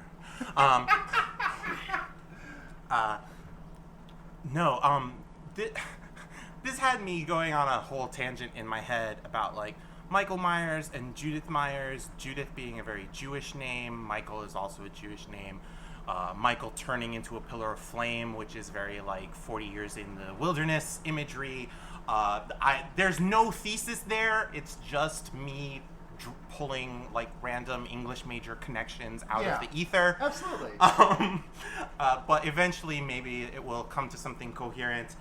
All of this is to say this stunt is sublime. I love Man on Fire stunts so much. I think the first one I ever saw was in Star Trek II, The Wrath of Khan. Mm-hmm. There is a moment where Khan in the USS Reliant is blasting away at the USS Enterprise, and a phaser beam rips through the Enterprise's engineering section, and we have a shot of a poor engineering ensign just like, boom, and he screams. And I just remember watching that on VHS and going back, how do they do this? How do they do this? And the answer, correct me if I'm wrong, is just lots and lots of protective layers. The answer is you light a man on fire. Yes. In this case, and you know, like each of the big 3 80s horror series feature has at least one film with a pretty elaborate man on fire stunt in it. Yes, Jason has multiple, does he not? There's one that I know for sure about. I'm blanking on some of the others, but like I know the first Nightmare on Elm Street, Freddy gets lit on fire and has to march through that basement. That is a great stunt.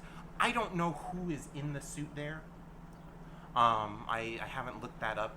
Friday the 13th, Part 7, The New Blood, has an incredible man on fire stunt, where and that is the main stuntman throughout the whole film, Kane Hodder. He is performing that stunt. He actually stayed on the live burn. He let that go too long. Because he was just like so gung-ho about the job, and to this day his neck is just covered in burn scars from that stunt going a little wrong. So Jason X does have a man on fire, but it's not a stunt. It is as Jason and that other guy are plummeting to Earth. That's and they catch right. on fire. It's like a CGI fire streaking through the air. Yeah, it's really great. Not a live burn. But that movie is phenomenal. The Kane Hodder stunt is probably more technically impressive from Friday the 13th Part 7, but for me, this stunt with Michael Myers coming out of the wall of flame. Dick Warlock himself is in the suit, though he's they put him in what they call a burn suit. It's got like asbestos padding inside there. Then on top of that, usually the fuel that they use for these stunts is also a protective gel. Yeah. That might be newer than this movie, though. I don't have a grand grasp of the history of the Man on Fire technology necessarily. Yeah. But you get all dolled up in this, and then they light you on fire. And unlike both Freddy and Jason's Man on Fire stunts, he is all flame. Mm-hmm. He is just flame. Yes. He is transformed into a mythological djinn. And he marches down this hallway so inexorably, so just monstrously, the score beating in time with the steps that It is so impressive, and Yeah. it's just this like orgasmic moment at the end of this incredible horror sequence, and when it's over,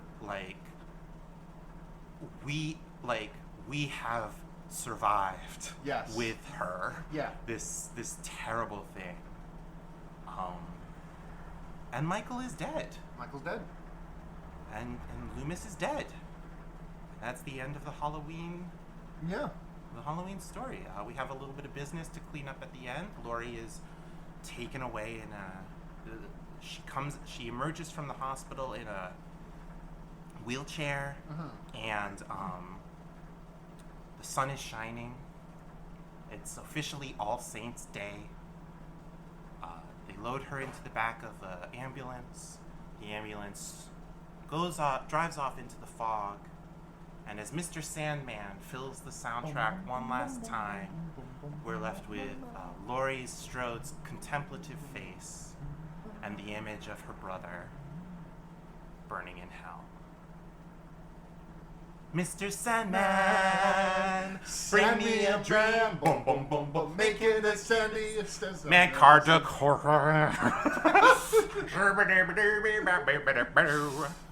Oh my gosh. Mr. Sandman, Mr. Email. Yes? Email a mail. Boom, boom, boom, boom. Make sure you attach a pic of a snail. Boom, boom. Oh my god. I just stole Yeah. that from somewhere. But yeah, that's Halloween 2. That's Halloween 2. On a scale of 0 to 5 fuck tubs. Oh my How god. many fuck tubs are you giving this movie? This is difficult only because I hate doing half rankings on a 0 to 5 scale personally, just because at that point, why not have it be a 10-point scale? Yeah, I've literally expressed that exact sentiment on multiple occasions, and I refuse to change it because I am too stuck in my own ways, and it's how I did it the first time, and it's how I continue to do it. That's totally fair. If Halloween, John Carpenter's 1978 Halloween, is a 5 Absolutely. 5-star, 5 jack-o'-lantern, I went to listen to the episode to find out what one you used. It's gone from the feed. It's gone. It's tragic. I'm trying to remember what we probably would have used from that movie. But if that one's like a 5 jack-o'-lantern movie, this one real close. Yeah. 4.5. That's about where I'm at. That you were literally saying exactly what I in my head had planned on saying. Yeah, I would say if we're doing half stars, then this is a 4.5 star movie for me. 4.5 4 fuck tubs and then like a half and then like an empty fuck tub. 4 fuck tubs and then that running shower that didn't get used because poor Dr. Mixter got a hypodermic in the eye. Yep. This movie is it's a great double feature with the first movie, by the way. It absolutely is. I think, Rick Rosenthal set out to make a movie that could be watched that way, and He did a good job. There's some redundancies in the narration, but Right, and that's to be necessary. expected. Yeah, necessary for a 3-year gap. And there's definitely some clunkiness. Don't get me wrong. That schoolroom scene is like. Yeah, that schoolroom scene is such a weird It's just question mark. It's in the rest just of the movie. so blatantly there for exposition. Yep. And Carpenter has called, in a 1984 interview, I believe, called this film an abomination. Wow. He's wrong. Yeah, that's harsh, John. And I think you see that thinking reflected in the creative team behind Halloween 2018. Yeah. Which I'm not going to go on a rant about right now. Suffice to say, I like that movie. I don't love it because I love this movie. Yeah. And the kind of audacity to say, well, that movie didn't happen while we're also kind of remaking it. I have to say, watching this movie, I like Halloween 2018 less. I still like Halloween 2018. Yeah. I like it less now having seen this movie. I did not understand the context because I'd only really seen like the weirder entries in the Halloween franchise. Like I think Halloween 3 is good. I just don't see they can't obviously scraping that from the record kind of makes sense, I guess, because that's not really part of the Michael Myers story. Right. I think I've seen one of the other Halloweens, but I don't remember which one it was. Yeah. For the show, you have watched Halloween, and Halloween. Yes. And what is that? That's 78, 2005? 7. 7, and then the 2 was 2009. Yes. Okay, so yeah, we've done 78, 2007, and 2018. And you did Halloween 3 Season of the Witch. Yes, we did. Which, again, that is, like, I was not expecting it. I had always heard, I did my first, like, real deep dive of this series about a year ago. Yeah. And, like, I've loved individual chapters for a long time, but, like, As a cohesive work. last year I sat down and, like, watched the whole thing, every entry, and,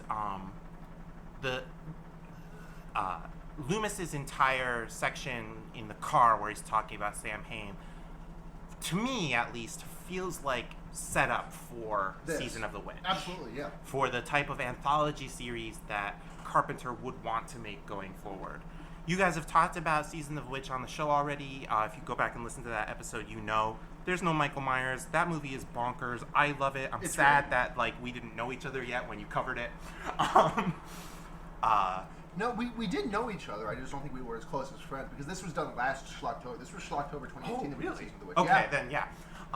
But yeah, like, but unfortunately, you know, Season of the Witch is called Halloween 3 Yep. and came out a year after Halloween 2. And people wanted Michael Myers. People were horny for Michael Myers content. On top of that, you know, they didn't end up making another. Halloween 4 does not come out until the 10th anniversary of Halloween 1. Yeah. So there is a good. So we get 78, 81, 82, and then 6 years of nothing. Yeah, so it's not until 88 that you get Halloween 4. Yeah. And the return of Michael Myers and everything that the series becomes from there. Yeah. Especially when taken into the context of later entries in the series, which I know you don't have the background with, but I do. Yet. I'm very excited. It will happen. 100%. Yeah, this is definitely like a 4.5. Yeah. I love it. Yeah. Wow. With that in mind, do you want to get into recommendations? Sure. You want to go first? All right. My recommendation this week is kind of a recommendation train, since it's something you recommended to me recently. I have been listening to the Shrieking Shack podcast. It is two lapsed fans of the Harry Potter series returning to reread their childhood obsession. Yep. And talking about how good or not good it may be. In actuality, I was a little old, you know, about that age, but a little bit old for the Harry Potter craze when it hit. It's weird that you say that because that's how I self-describe about my relation to Harry Potter. Which is not true. No. It's not. You know, I was born in '85. I don't remember when the first book came out, but I did read the first 3, and started on at the time back in the day. Started on the 4th book, got partway into the 4th book, and realized like the 3rd book was my favorite. I had really enjoyed that one a great deal, and I got to a certain point in the 4th book where I realized the things I had enjoyed about this series were not the things that the writer actually enjoyed writing about. Yeah. And so kind of dropped out from there. I'm really digging this show as a revisit to that whole thing. Yeah. And all of you people out there who are like hopelessly nerdy as me will probably like it too. Yeah.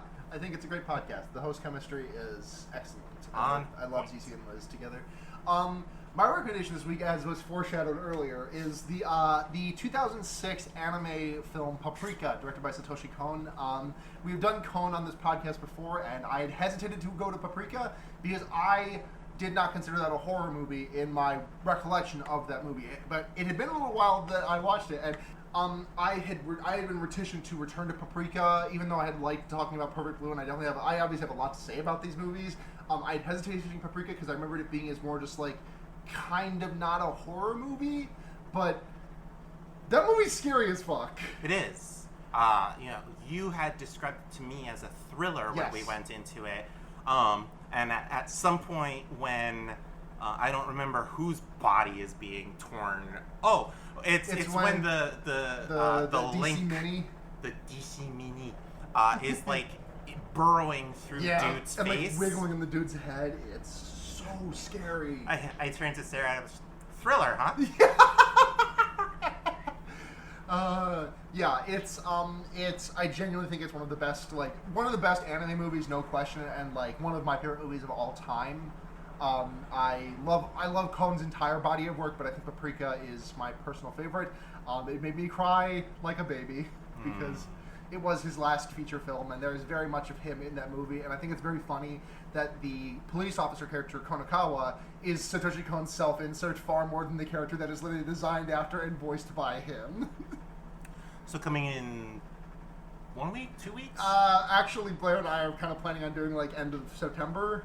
All right, so stay tuned for that. Yeah, speaking of which, just a little bit of an update. Fear Baiting is taking a month off from the show. We've got this episode. We have a special bonus episode with Blair coming out about Midsommar. And then next week, friend of the podcast, Nathan is coming on to talk about the original Saw. And I'm really excited for that. And then after that, August is just going to be an off month. Just need to step back for a little bit. I ran out of guests. I need to recover my list, and that list does fill up pretty quickly. But so if we are friends and you have an interest in being on this podcast, either for the first time or again, please let me know, and I will work you into the schedule. But then we'll be off for August. The Patreon will be paused, so you don't get charged for that. And then any of our patrons who are doing won't get charged for that month. And then we'll be back in September with the run-up to Schlocktober, which Blair is going to be back for, and I'm really excited for that, too. That's going to be a blast.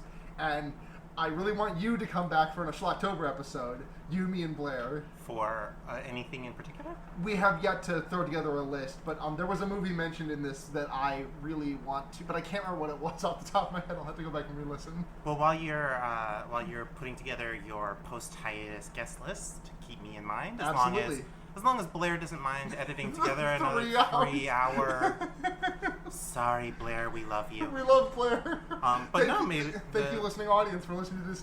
If you made it to the end, thank you. I personally thought this was incredibly fascinating. I could listen to you just talk for hours on end about things you know this much about. The code word is man on fire.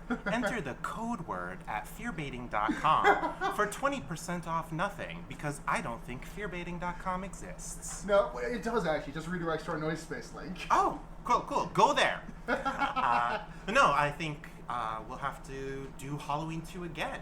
Yes. But this time, Rob Zombie's Halloween. 2009 magnum opus. Yeah. Is that a good double feature too? That is a brutal experience. Yeah, I can imagine. And, that first movie's a lot. And the second one does not ease up at all. Well, I'm excited. But yeah, so that's just, thanks for understanding, folks. Probably should have put this up front if I'd known how long this episode was going to be, but whatever, I'll mention it next week too. Only the most loyal get to know what's going on here. Carriage, where can people find you online? Thank you again very much for coming on. It was a delight. I'm not the most online person. No. Social media really stresses me out. I am on Twitter at girl-in-4colors. That's numeral 4 and the American spelling of colors. I don't really, you can follow me there, but like, good luck seeing me say anything. Yeah. I'm also on Letterboxd. Yes. I need to follow your Letterboxd. I am just Ceridwen on Letterboxd. That's spelled Ceridwen. Mm-hmm. Spelled just like it is in the show notes for this podcast. And I also have the world's most Googleable name, Ceridwen Allison Troy. Yep. You can go find stuff that I wrote in my 20s to get mad about. Yep.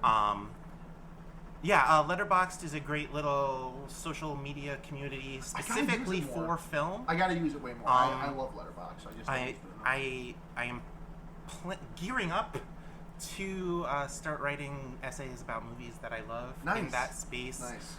Like so many things, I will probably end up in a hole at work and end up dropping those plans for a bit. But that is the plan right now. So if you would like to hear more of me, read more of me rambling incessantly about cinema.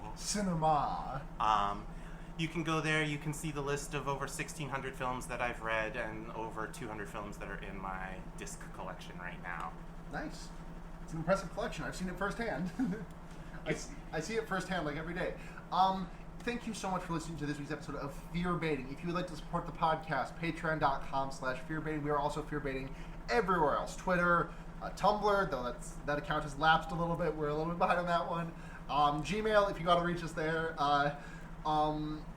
Patreon.com/fearbaiting. $1 a month gets you early access to the episodes. The bonus Midsummer episode is going to be up there exclusively for a day or two before it comes to the main feed. It will come to the main feed, but just for a brief while, we will be keeping that to the Patreon feed. Midsummer?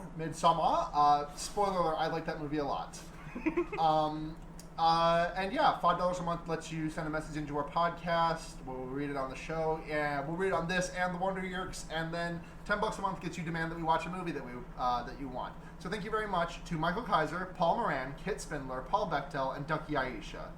Thank you very much for your support. We love you all. Thank you. If you want to find me, you can check me out on Twitter at Sunhatzhenya. That's SUNHATZHENYA. And listen to me on my other podcasts. I do The Wonder Yerks with editor of this podcast, Blair, and music maker, theme music composer for this podcast, Seda, and Henry Kissinger's Pokemon Going to Die, the Leftism podcast for the Terminally Online. Not a threat, just a... Not a threat, just a fact. Just a fact. And that's all on the wonderful Noisepace.xyz network, hosted by Matt GameCube. Thank you so much. I know I mentioned City Girls Make Do what felt like 15 minutes ago, but I'm sure it was an hour at least ago. City Girls Make Do is, I know I recommend them a lot, but it's genuinely one of my favorite podcasts, both on that network and like speaking writ large. I really can't recommend it enough. So until next time, I'm Sarah. And I will continue to be Carradwen. And remember, I don't know why you would, but you could put a fucked up guy anywhere. good night, everyone.